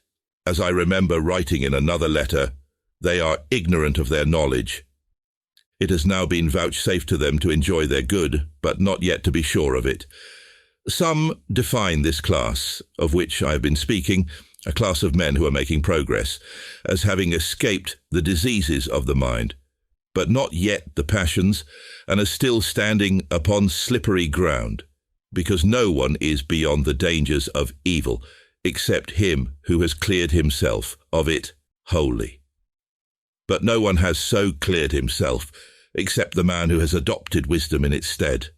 The second class is composed of those who have laid aside both the greatest ills of the mind and its passions, but yet are not in assured possession of immunity, for they can still slip back into their former state. The third class are beyond the reach of many of the vices, and particularly of the great vices, but not beyond the reach of all. They have escaped avarice, for example, but still feel anger. They no longer are troubled by lust, but are still troubled by ambition. They no longer have desire, but they still have fear. And just because they fear, although they are strong enough to withstand certain things, there are certain things to which they yield. They scorn death, but are in terror of pain. Let us reflect a moment on this topic. It will be well with us if we are admitted to this class. The second stage is gained by great good fortune with regard to our natural gifts, and by great and unceasing application to study. But not even the third type is to be despised. Think of the host of evils which you see about you. Behold how there is no crime that is not exemplified, how far wickedness advances every day, and how prevalent are sins in home and commonwealth. You will see, therefore, that we are making a considerable gain if we are not numbered among the basest. In jiu-jitsu, players usually spend around 2 years at white belt, the trainee level, before moving up to the proficient level, blue belt. Blue belt is Seneca's third type. With many more years of training, some players are then able to move up to purple, brown and black belts, corresponding to the second and first types, and the Stoic sage. Do not mess with black belts or sages. 90% of people who start jiu-jitsu give up before they make blue belt, and I bet that is a similar dropout rate as Stoicism. But if we could just stick it out and put in a couple years of hard work, we could change our whole lives. Most of us will never get beyond the third type, but even making it that far is covering most of the distance between heaven and hell. Stoic practice. Getting on the rhythm or walking the tightrope. When jarred unavoidably by circumstances, revert at once to yourself and don't lose the rhythm more than you can help. You'll have a better grasp of the harmony if you keep on going back to it. When practiced by a proficient Stoic, the hours between waking up and going to bed all ought to have a similar emotional valence. There should be a routine to train the mind, with preparation in the morning and reflection in the evening. The time in between, where our lives are lived, should be committed to virtue and resisting the snares and enticements of fortune. Marcus Aurelius described this state as the rhythm, And when things are going well for me, it does feel like that, but most days practicing Stoicism feels more like walking on a tightrope. With a tightrope, you need to climb up to a high place before you can even start. Then you have to keep your balance for the whole day while fortune buffets you from all directions. When you inevitably lose your balance and fall, you have to get back on your feet, make the climb again and get back out on the rope. The goal is to make it all the way across, from your AM preparation to your PM reflection without falling.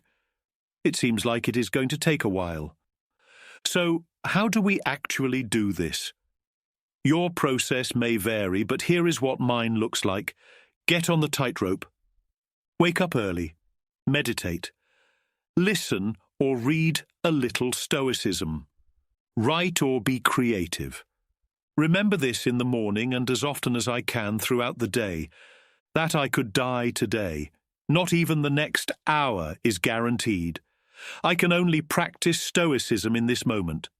That Seneca is on my shoulder, observing my every thought and action and rooting for my success. My connectivity to the people around me and in the world.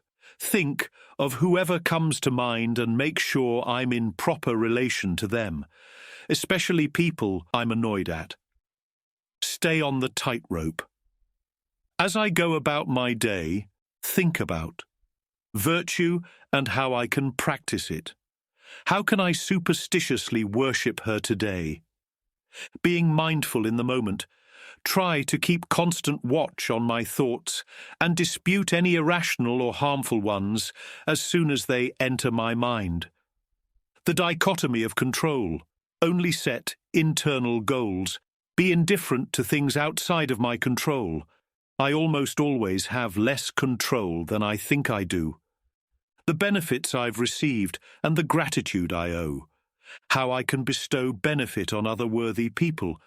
Other wholesome thoughts. 4. Negative thoughts about the past or present. Remember that nothing can be changed except for things in the future. Make sure all my energy is going towards that. Desires. Remember what is truly good. A mind that desires what it already has. Fears. Remember what is truly evil. A mind that gives in to its fears. Worries. Separate what is in your control and act on it. Practice indifference to the rest. At lunch, take 10 to 15 minutes to do a Stoic journaling practice. In the evenings, exercise. Write or be creative or productive. Cook simple, healthy meals. Journal. What went well today and what did not? How could I have acted better? What bad habit of yours have you cured today? What vice have you checked? In what respect are you better? List the benefits I have received and why I'm grateful for them. Think of ways I can return them in the future. What was the best idea I encountered today? What is my Seneca's someone part for himself? Each day acquire something that will fortify you against poverty, against death, indeed against other misfortunes as well. And after you have run over many thoughts, select one to be thoroughly digested that day. This is my own custom. From the many things which I have read, I claim some one part for myself. Only time will reveal whether Stoicism fulfills its promises. The answer may only come to light when we face death and see if we can engage with it as equals. However, I can confirm that the moments spent practicing Stoicism, those moments when I remember my goal and focus my attention on wisdom, justice, temperance and courage, are time well spent. These moments are often my best, and even when challenging, they never overwhelm me. In fact, I believe there is truth in Seneca's words. The present alone can make no man wretched. It is difficult to practice the idea that living in the moment is the best approach to life, even when you intellectually understand that it is. We have some natural part of us that wants to live in the past or the future, but to truly prioritize the present moment is the ultimate expression of the dichotomy of control. It is challenging to comprehend this truth, but the moment we truly see it, in a way that cannot be unseen, we probably become wise, in the Stoic sage sense of the word.